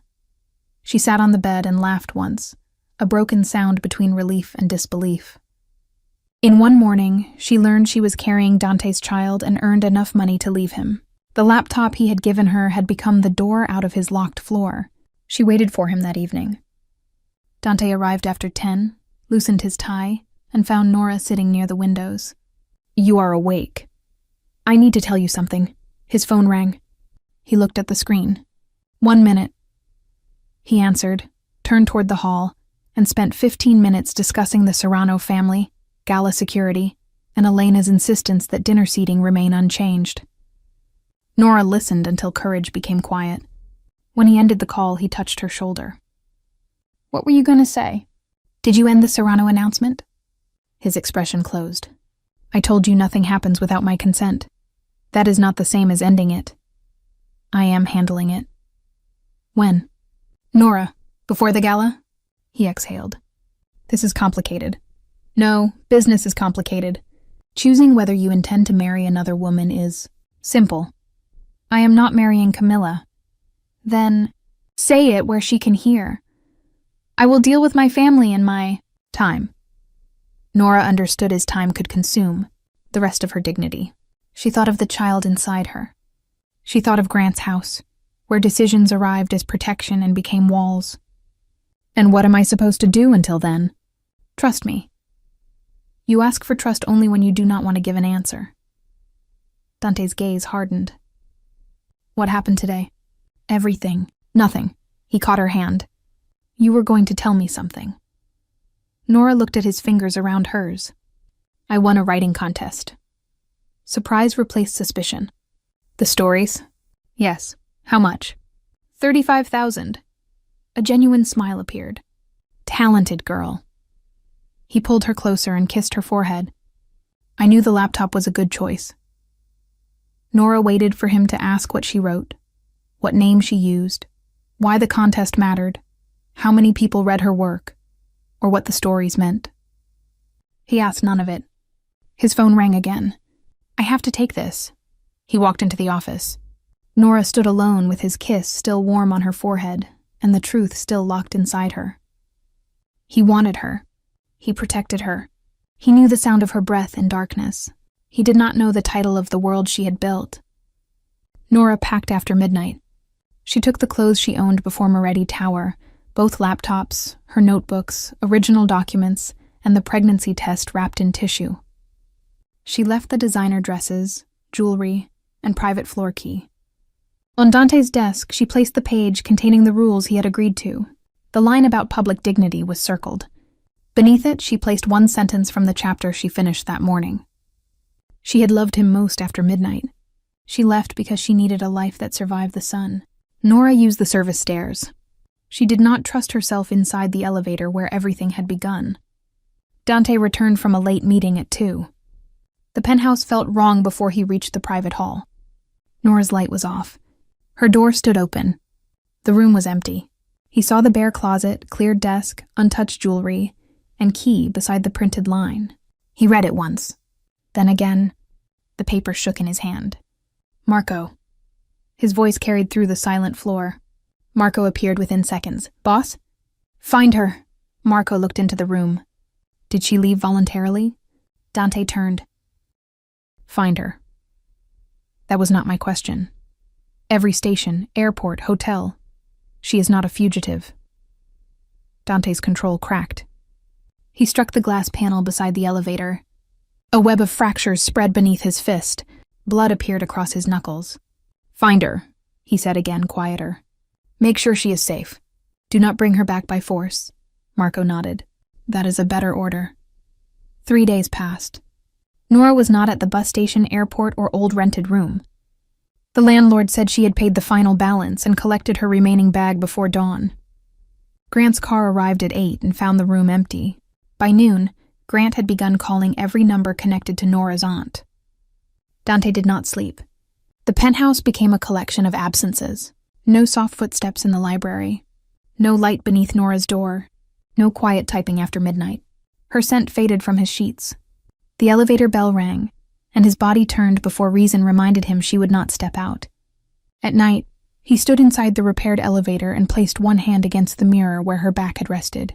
He remembered the trembling yes before the first kiss, the courage with which she demanded that he ask, and the way she had looked at him in daylight when he failed to choose a sentence. For 3 years, he had believed emptiness was the worst thing a man could feel. He had been wrong. Wanting someone who had left because he hurt her was worse. On the 4th evening, Elena entered without waiting. Camilla followed. The gala is in 8 days, Elena said. You have missed 2 board meetings and canceled dinner with the Serranos. Dante stood near the windows, Nora's printed line folded inside his pocket. There will be no announcement. Camilla's face tightened. You are upset because the maid disappeared. Her name is Nora. Elena looked at him as if grief had made him irrational. Whatever arrangement you had can be handled privately. It is over. The arrangement? The Serrano alliance. Camilla stood.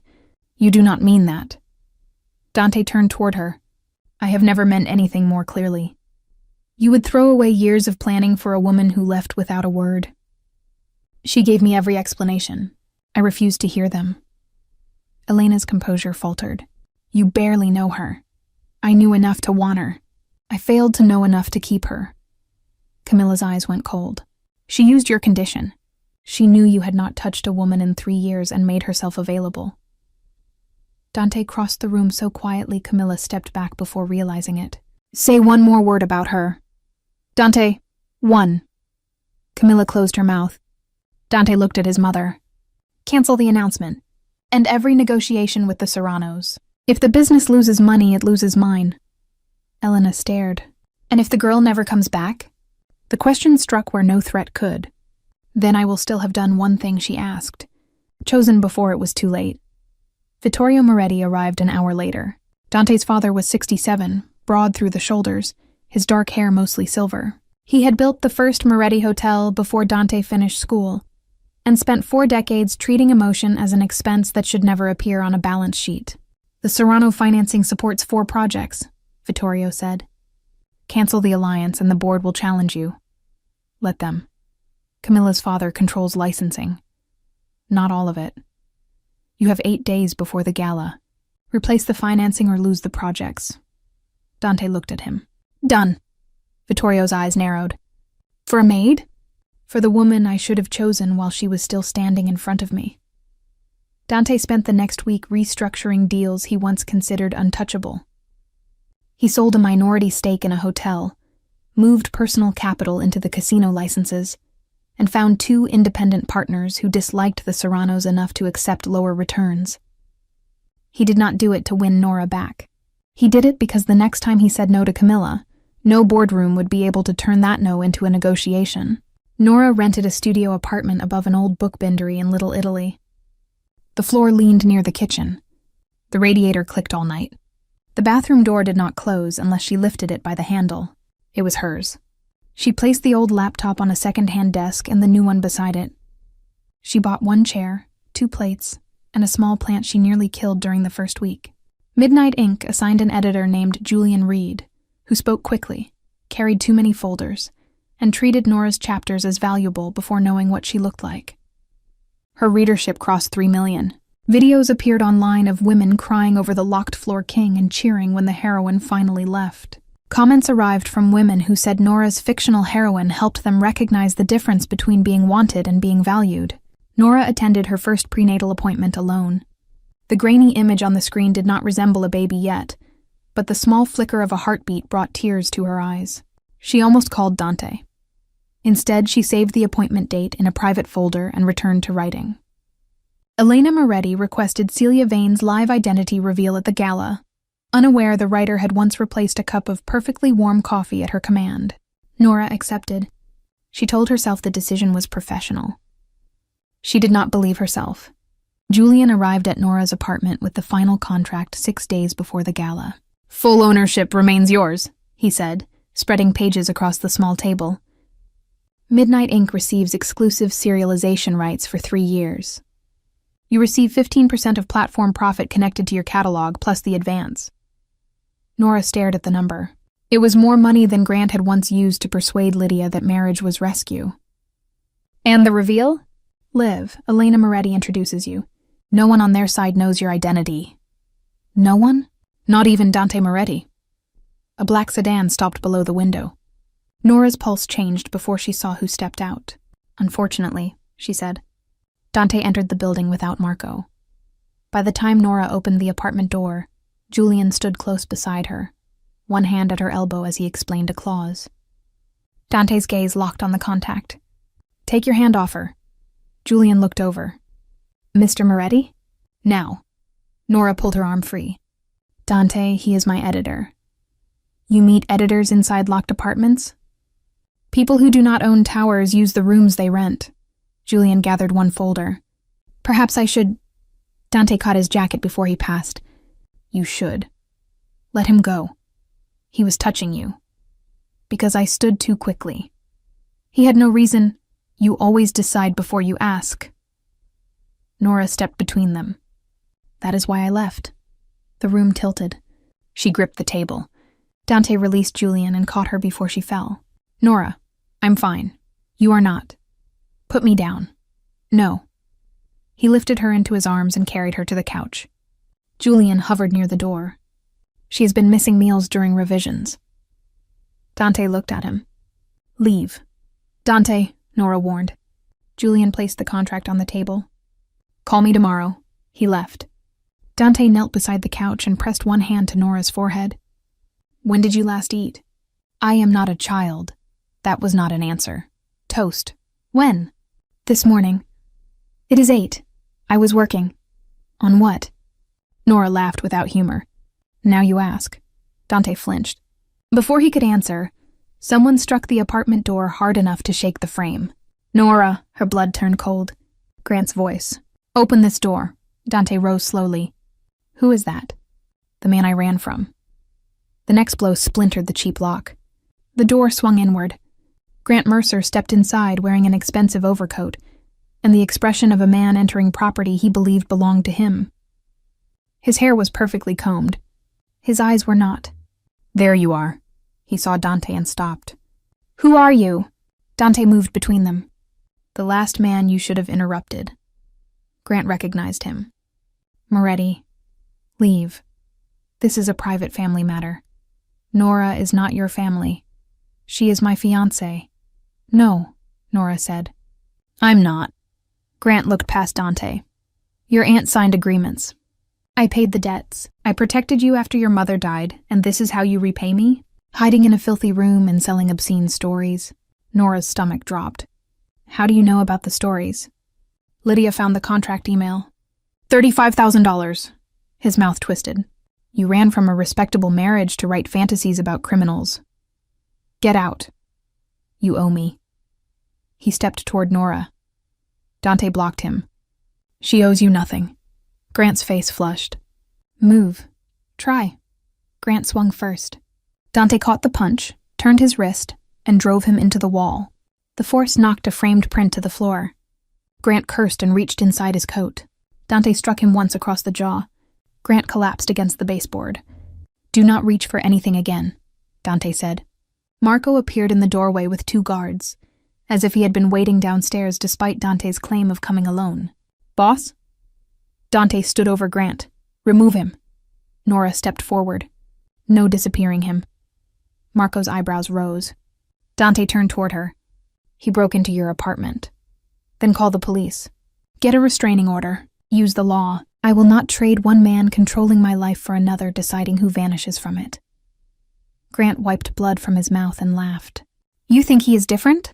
Men like us do not ask." Dante's eyes went deadly. Nora placed a hand on his arm. "Do not prove him right." Dante's muscles remained rigid. Then he looked at Marco. "Police. Every charge available. Make sure the court receives the threats from her phone." Marco nodded. Grant was pulled upright. He looked at Nora. "This is not finished." Dante stepped toward him. Nora's hand tightened. Dante stopped. "It is," he said. "You simply have not understood yet." After Grant was taken away, silence settled over the damaged apartment. Dante remained near the broken door. Nora stood beside the couch with her arms folded over her stomach. "You found me. Yes. How?" "Marco followed publishing payment." "Records. That sounds illegal." "Probably." "You do not look sorry." "I am not sorry. I know where you are." "That is not the same as having the right to come. Here." Dante looked at the cracked lock. "You were not safe." "I was safer before you hit my editor and nearly killed Grant." "I did not nearly kill him." "That is your defense?" He ran a hand through his hair. "I have spent 4 days unable to breathe in my own home." "You managed for 38 years before me." "No." The word came rough. "I existed before you." Nora's anger faltered. Dante crossed the room but stopped beyond reach. "The penthouse is silent. I hear the elevator and expect you. I pass the library and remember you moving books I told you not to touch. I wake at 3 and look toward your door. I have searched every room for something you left behind. You left me behind every morning." No. You let Camilla humiliate me." No. You congratulated my work without asking what it was." His face tightened. "I know. Then why are you here?" "Because knowing what I did wrong did not stop me from loving you." Nora's breath caught. "I did not understand it while you were there," Dante said. "I called it hunger because hunger was easier. I called it protection because protection allowed me to remain powerful. Then you left, and neither word explained why every part of my life felt empty." He stepped closer. "I love the way you argue even when you need the money. I love that you rearrange books and pretend it is a moral duty. I love the sound of you typing behind a closed door. I love that you made me laugh and immediately threatened my reputation with it. I love that you were brave enough to leave when I gave you only half of myself." Nora's eyes filled. "You do not know all of me."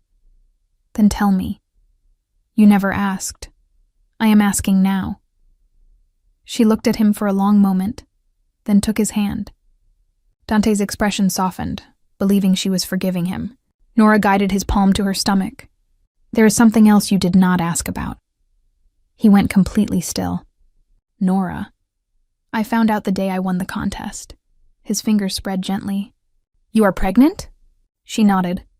Dante closed his eyes. The emotion crossing his face was too large for control. When he opened them, they were wet. "Ours?" "Yes." A broken sound left him.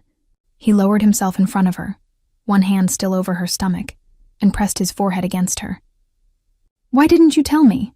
"I tried. Your phone rang. Then you told me the Serrano situation was complicated. It is over. Because I left? Because it should never have existed."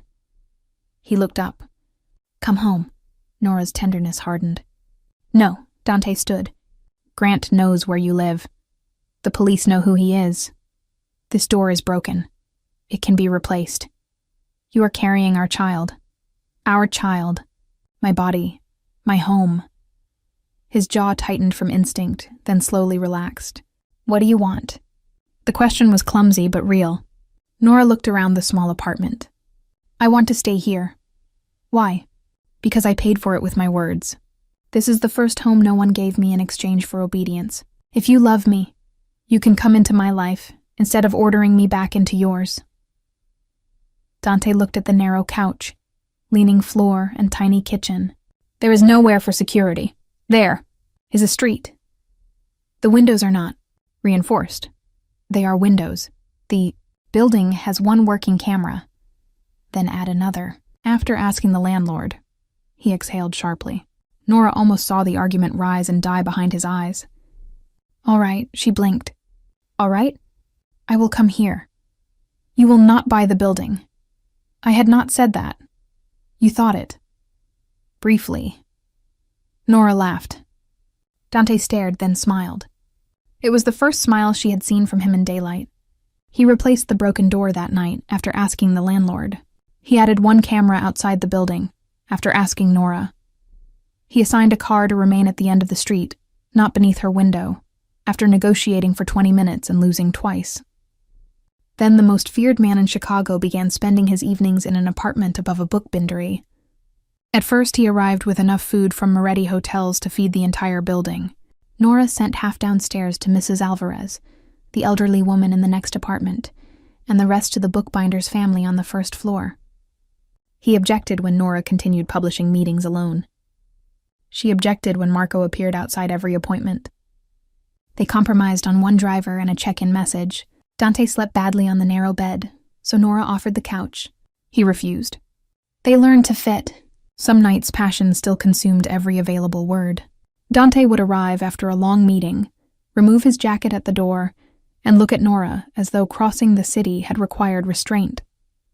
He no longer hid what she did to him. He kissed her in the kitchen, against the bookshelf, beside the half-open window while the noise of ordinary life moved below. Other nights they talked until dawn. Nora told him about her mother, Lucia, who had hidden romance paperbacks inside cookbooks because Lydia called them foolish. She told him about the first story she wrote at 16, and the email from a 69-year-old reader who said Nora's heroine made her leave a man who had humiliated her for 40 years. Dante listened. "What did you answer?" he asked. That leaving was not the end of her story. And was it? No, she sent me a photograph from Florence last month. Dante smiled. You did that.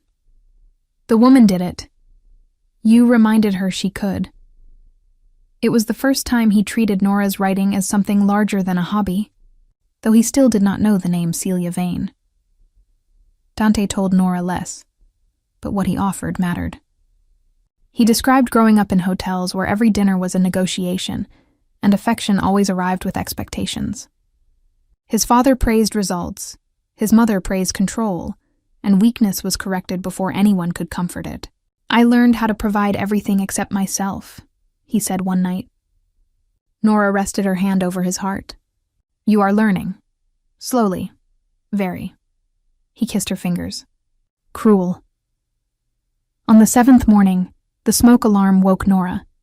She ran into the kitchen and found Dante standing over a blackened pan with a dish towel in one hand and a spatula in the other. Eggshells covered the counter. Bread soaked in uncooked batter sat on a plate. What happened? The stove is defective. It worked yesterday. Then the pan. The pan is cast iron. Unnecessarily hostile material. Nora covered her mouth. Are you laughing? No, you are. You tried to make breakfast. Rosa said French toast was simple. Rosa lied. Apparently. The smoke alarm continued screaming. Dante waved the towel while Nora opened the window. Mrs. Alvarez knocked. She froze when Dante opened the door in yesterday's trousers and an undershirt. No fire, he said. Mrs. Alvarez looked past him at Nora, then at the ruined kitchen. That is a shame. It would explain more. She returned to her apartment. Nora laughed until tears appeared. Dante watched with reluctant defeat. You enjoy this? Very much. I can order breakfast. No, sit. She repaired what she could and made fresh French toast while Dante watched from the tiny table. Morning light softened his face. There was no suit, no private floor, no Camilla, no locked elevator. Just a man learning to remain after sunrise. The following afternoon, Julian arrived with 3 cover designs for Nora's novel. He sat beside her at the small table, shoulders nearly touching as they compared fonts and images. Nora laughed when one design gave the fictional hero an absurdly large sword. Dante entered carrying grocery bags and stopped. His gaze moved from Julian's shoulder beside Nora's to the way she was still smiling. How long is the meeting? He asked. Julian looked up. As long as Nora needs. Dante placed the bags on the counter with unnecessary care. That was not the answer I hoped for. Nora gave him a warning look. Dante went into the kitchen and began cutting vegetables with enough force to alarm the cutting board. Julian glanced toward him. Is he always like this? This is improved. Remarkable. When Julian finally left, Nora entered the kitchen. Dante was slicing a carrot into pieces small enough for laboratory study. You wanted to throw him out? Yes. Why didn't you? Because you invited him. The answer warmed her. Dante set down the knife and turned. But the meeting is over now. Is that a question? No, Nora smiled. Good. She caught his shirt and kissed him first. Domestic calm did not erase the fire between them. He gave the fire somewhere to live. The gala invitation arrived that evening. Midnight Inc. requested Celia Vane's final confirmation for the live reveal. Nora accepted. Dante brought a garment bag to the apartment on the morning of the gala. For tonight, inside was a dark emerald gown. Nora touched the fabric, then closed the bag. It is beautiful. Wear it. I already have a dress. This one is better. According to whom? Everyone with eyes. Nora folded her arms. Dante, what is my pen name? He frowned. What? The name I write under. Silence. What is the title of the story that won the contest? Nora, how many people read it? I know it is successful. How successful? His expression changed as he understood. You did not tell me. You never asked. I asked what you wrote. After I left. Before that, you bought a laptop, called me talented, and returned to your phone. He rubbed the back of his neck, a rare sign of discomfort. You are right. Do you know why Julian was here? The contract. What kind? Publishing. What does it give me? He could not answer. Nora's voice softened. You know every sound my body makes. You know how I take coffee, which side I sleep on, and the exact moment I start lying when I say I am not jealous. But you do not know the name of the world inside my head. Dante looked at her with shame he did not hide. Tell me now, tonight, at the gala? Yes. Why? Because everyone else will learn too. His gaze sharpened. What have you agreed to? Something that belongs to me. The instinct to command rose in him. Nora saw it. Dante saw that she saw it. He stopped. Is it dangerous? Only to people who judge maids badly. A reluctant smile touched his mouth. You planned this. I wrote it. Nora wore a burgundy dress purchased with her own advance. It was simple at the shoulders, fitted at the waist, and entirely hers. Dante stared when she stepped from the bedroom. The emerald was better? She asked. No. You sound disappointed. I am trying to remember how language works. She smiled. He held out his hand. You will enter beside me. Not behind you? Never again.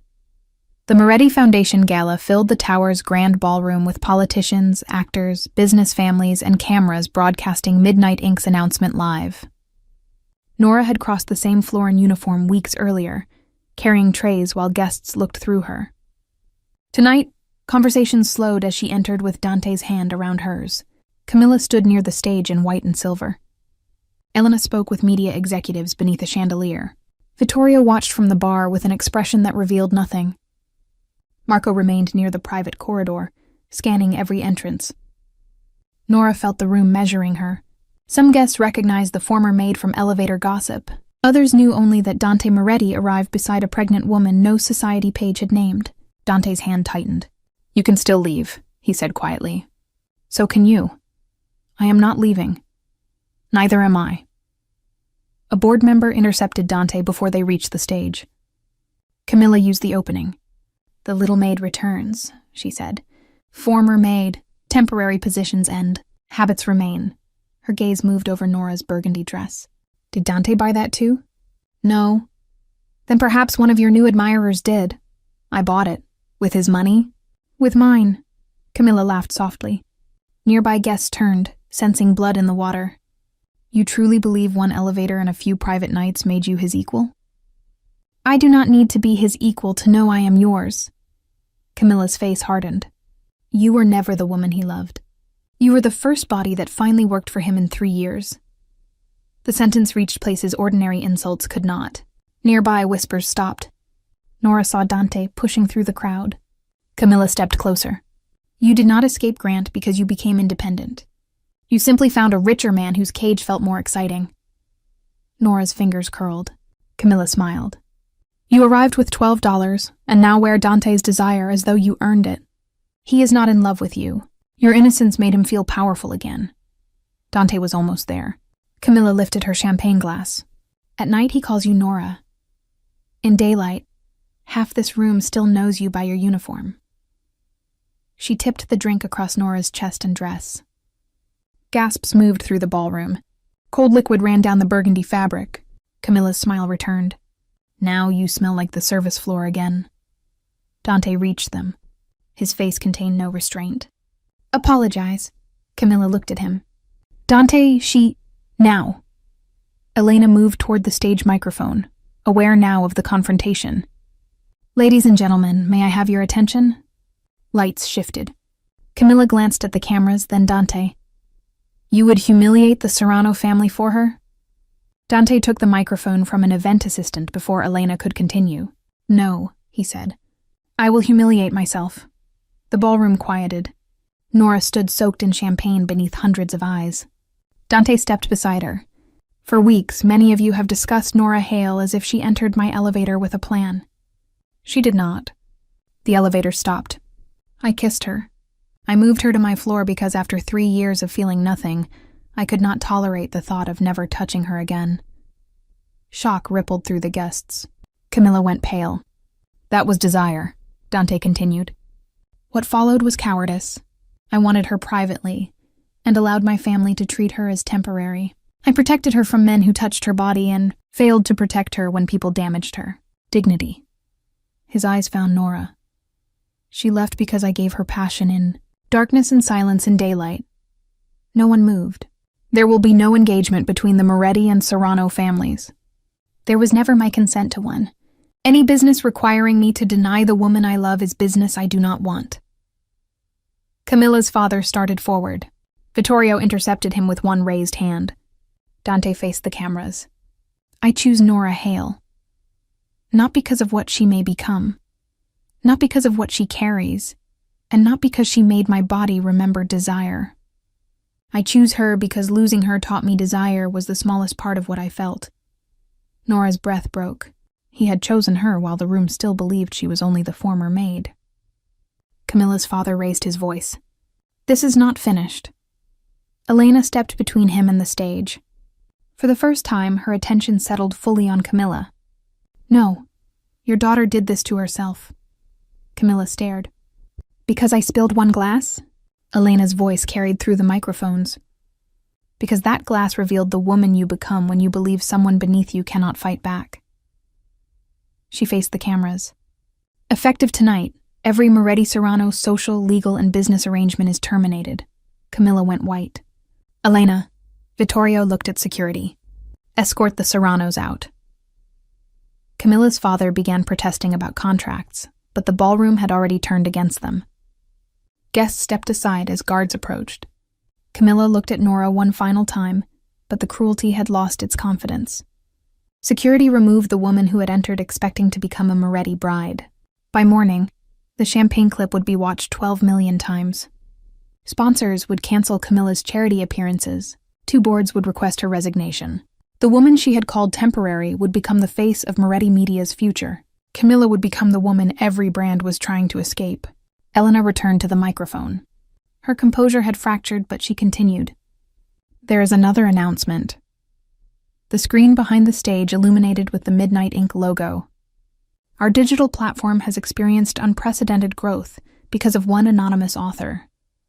Her serial has reached more than 12 million readers and generated the highest engagement in Moretti media history. Camilla, still near the doors under guard, stared at Nora as if sensing disaster before it arrived. Elena continued. Tonight, the writer known as Celia Vane has agreed to reveal her identity. A spotlight swept across the room. It stopped on Nora. Elena's lips parted. Nora? Camilla laughed once, sharp and disbelieving. No. Julian walked onto the stage holding a contract folder. Yes. The giant screen changed. The Man Behind the Locked Floor, by Celia Vane. Dante looked at the title. Understanding moved across his face in slow, devastating pieces. The laptop, the midnight typing, the women in the staff kitchen. Elena praising a writer while Nora poured coffee. The line Nora left beneath the private key. Nora stepped onto the stage in her champagne-stained dress. Cameras turned. Elena moved aside as though the woman she had ignored in uniform had become too large for the space. Nora accepted the microphone. I began writing because there were rooms in my life where I had no voice. Her gaze moved across the audience. On the page, a woman could refuse the life chosen for her. She could desire a powerful man without surrendering herself to him. She could leave a locked room even when part of her wanted to stay. Women near the back nodded. Some already had tears in their eyes. The story that brought me here was inspired by a man who knew how to make a woman feel unforgettable in darkness and invisible by morning. A few guests looked toward Dante. He did not look away. He protected me when danger had a face. He struggled when the danger was his own silence. Nora's voice strengthened. But this is not only his story.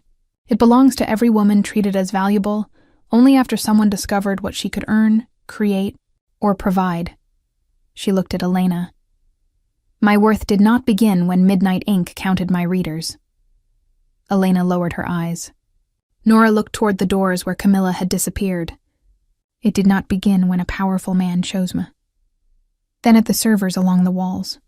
It was there when I wore a uniform. It was there when I had $12, no home after sunrise, and nothing except the belief that my life should remain mine. Applause began among the staff. Rosa stood first. Marco followed. The sound spread until guests were on their feet. Nora looked down at Dante. Tears stood in his eyes, and he did not hide them. When she left the stage, he met her at the bottom. Celia Vane. You finally asked. I should have asked sooner.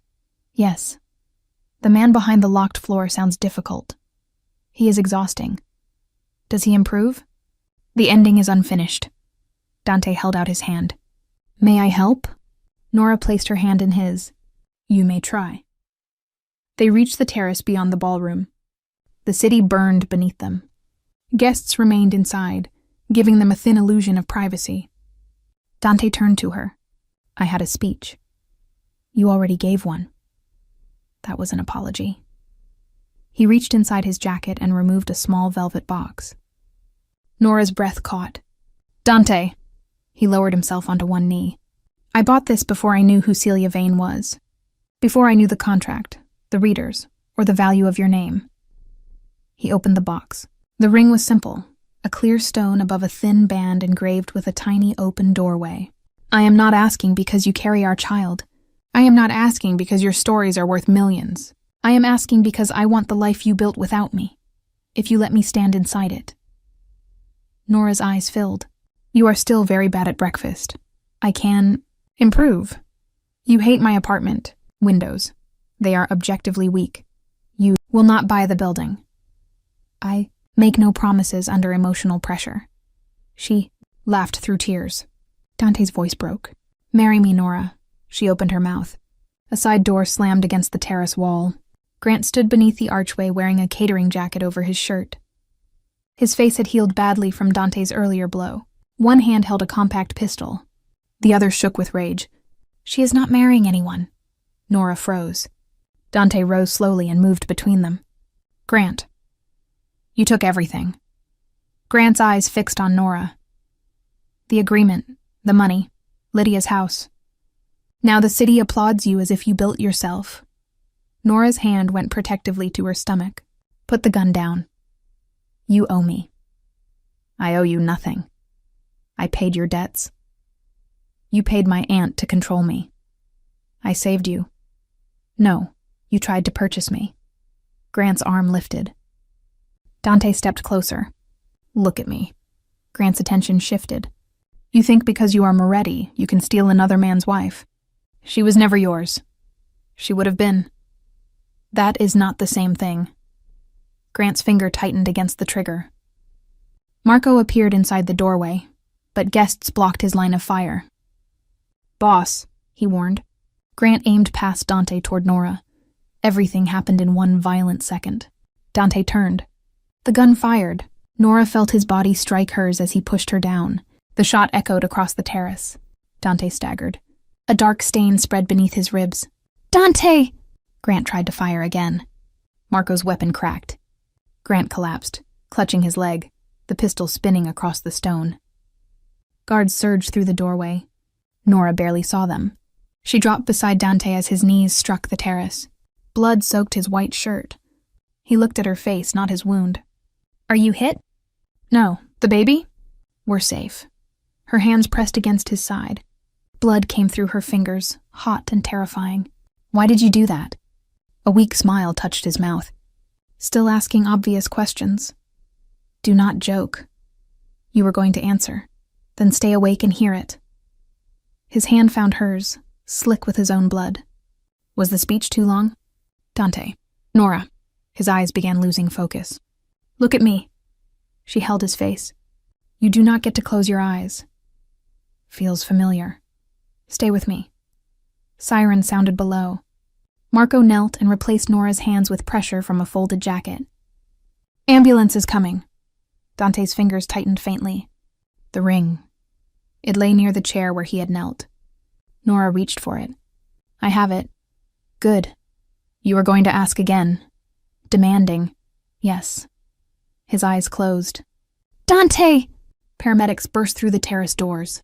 One pushed oxygen over Dante's face while another cut through the blood-soaked shirt. "Pressure is dropping," the younger medic said. Nora tried to keep hold of Dante's hand. "I'm here." He did not answer. "Dante, open your eyes." The monitor attached to his chest began a fast, uneven warning. His fingers slipped from hers. "Sir, can you hear me?" The paramedic shouted. No response. Nora's fear spiraled until the terrace, cameras, and screaming guests disappeared. "Dante!" A medic moved between them. "We need space. I'm not leaving him." "You are pregnant and covered in blood. Step back." Elena caught Nora before her knees gave way. The stretcher rolled toward the service elevator. Nora followed until the doors closed between them. The elevator bell sounded once. The same sound that had begun everything now carried Dante away, while he was no longer answering her voice. The ambulance doors opened below. Nora climbed inside despite the medic's protest. "I'm his fiancée." The word came before the answer she had given him. The medic glanced at the ring clenched in her bloody hand and allowed her beside the stretcher. The siren began. Dante's face looked pale beneath the oxygen mask. The monitor continued beeping too quickly. "Blood pressure 70/40, one medic said. "Prepare another line." Nora held Dante's hand. It was cold. "You asked me a question," she whispered. "You do not get to leave before I answer." The ambulance turned sharply. His body shifted beneath the straps. The monitor alarm changed pitch, pulse weakening. "Dante." Nora pressed his fingers against her cheek. "The answer is waiting. Stay." The paramedic pushed medication into the line. For 3 terrible seconds, the monitor showed no improvement. Nora heard only the alarm and her own voice repeating his name. Then one stronger beat appeared. Another followed. "We have him," the medic said. "Keep talking to him." Nora spoke all the way to the hospital. She told him their child was safe. She told him Marco had the gun and Grant was alive to face prison. She told him Camilla's champagne had ruined a dress she never liked that much. She lied about the dress. She promised to replace every black suit he stained with blood if he opened his eyes. He did not. The hospital swallowed him behind operating room doors. Nora remained in the waiting room wearing a champagne-stained dress beneath Dante's blood-soaked jacket. A doctor confirmed the baby was unharmed, but Nora barely heard the reassurance until Elena repeated it. "The child is safe." Nora pressed both hands over her stomach. "Dante? Still in surgery." Vittorio stood near the windows, looking older than he had hours earlier. Marco sat with blood on his cuffs and the velvet ring box in his hand. Rosa arrived before midnight, carrying clean clothes Nora refused to wear. "Not until he wakes." Rosa sat beside her. "Then we wait." 1 hour passed, then 2. The surgeon had estimated 3. At 4 hours, no one came. Every time the operating doors opened, Nora stood. Every time a nurse emerged for another family, she sat again. The dried blood on her fingers tightened the skin around her nails. Elena watched the clock until Vittorio removed it from the wall and placed it face down on a table. "That does not stop time," she said. "It stops you staring at it." At the 5th hour, a nurse entered and asked for permission to use more blood. Nora's heart stopped. Why? He has lost more than expected. Is he alive? The surgical team is working. The nurse disappeared before Nora could ask anything else. Nora went into the bathroom and finally saw herself in the mirror.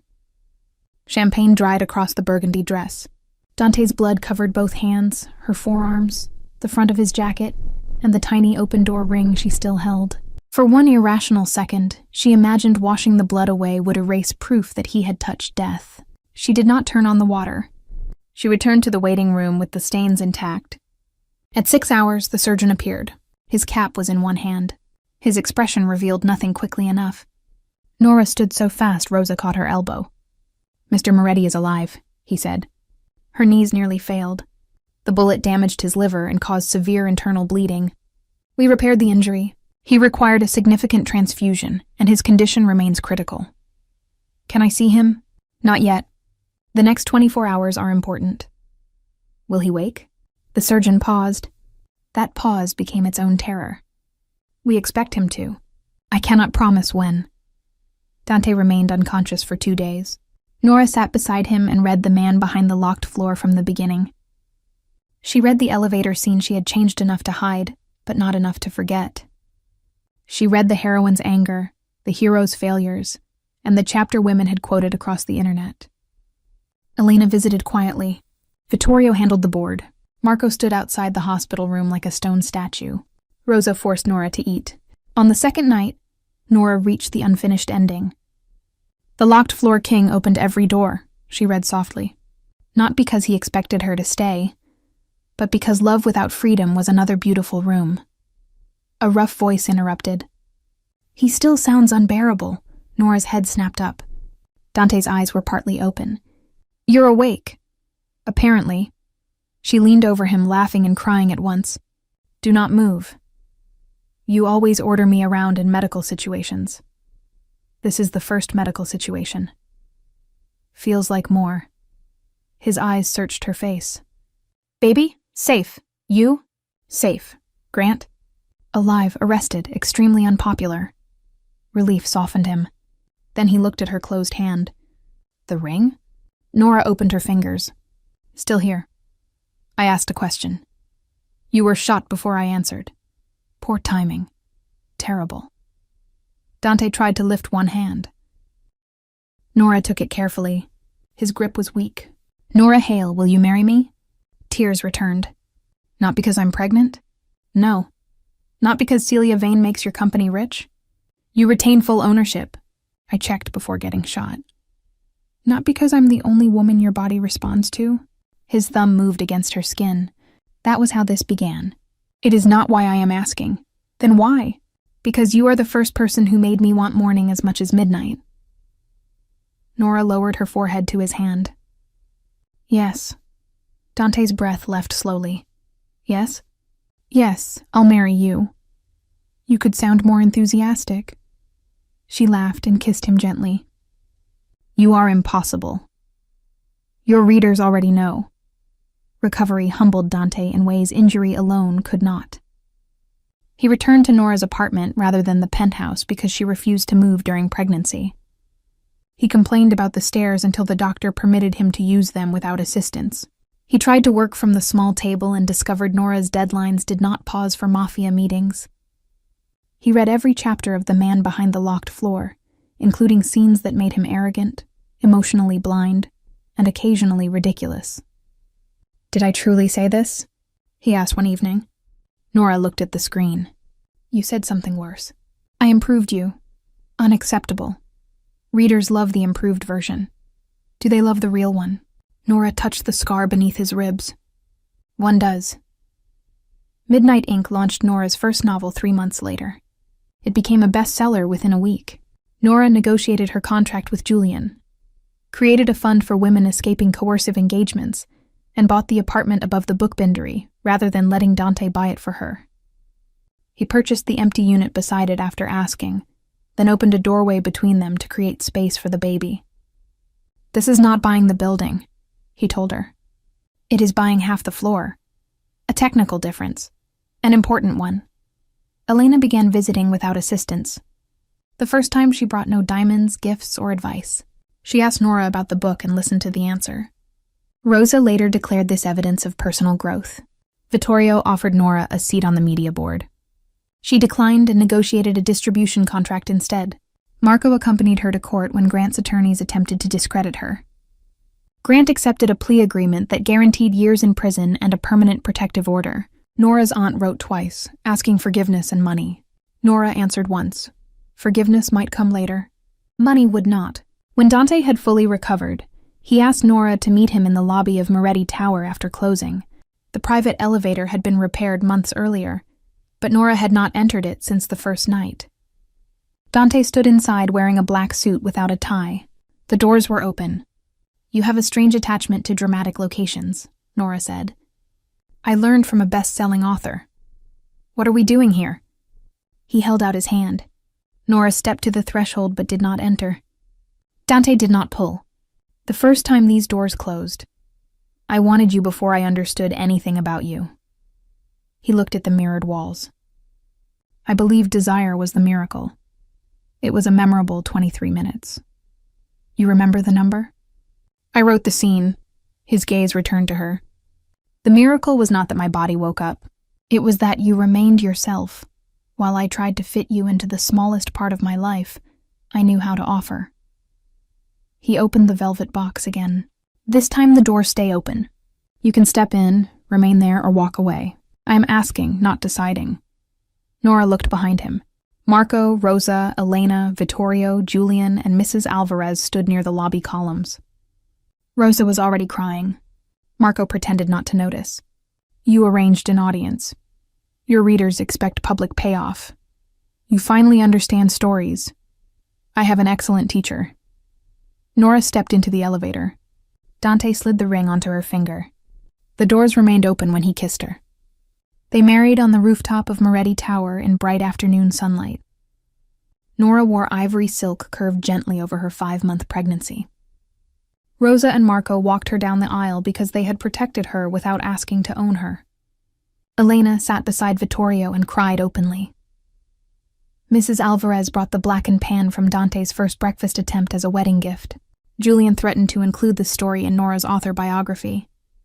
When the officiant asked whether anyone objected, Rosa turned toward the guests. "Consider your answer carefully." Laughter moved across the rooftop. Dante took Nora's hands. "I spent 3 years believing I had lost the ability to want," he said. "Then I met a woman who taught me wanting was easy. Seeing her completely was harder. Loving her honestly was harder still. I promised to keep learning." Nora looked at the man who had once known every secret in his tower except the woman cleaning its private rooms. "I spent years writing powerful men because fiction allowed me to control the ending. Then I met one who ruined every plan I had. I promised to love you without becoming smaller, forgive you without forgetting myself, and remind you whenever necessary that French toast is not a weapon." Dante almost smiled. "That final condition seems excessive. It is non-negotiable. Accepted." Their daughter was born 4 months later. They named her Lucia, after Nora's mother. Dante held the baby as if the entire city had been reduced to 6 pounds of sleeping trust. Nora watched him pace the apartment at 2 a.m, whispering business advice to a child who could not hold up her head. "She does not need to understand hotel acquisitions," Nora said. "Early education matters. She needs milk. That too." The Man Behind the Locked Floor became the first of 5 novels. Readers continued asking which parts were real. Nora always gave the same answer, the most unbelievable ones. Years later, Moretti Tower employees still told the story of the night the private elevator stopped and the new maid emerged beneath Dante Moretti's arm. Some said she had bewitched him. Others said the most feared man in Chicago had finally met the one woman brave enough not to fear him properly. Nora knew the truth was less magical and more difficult. The elevator awakened Dante's hunger. Losing Nora awakened his heart. Loving her taught him to leave every door open. For 3 years, Dante had believed the miracle would be finding a woman who could awaken his body. Nora taught him the real miracle was becoming a man worthy of her heart.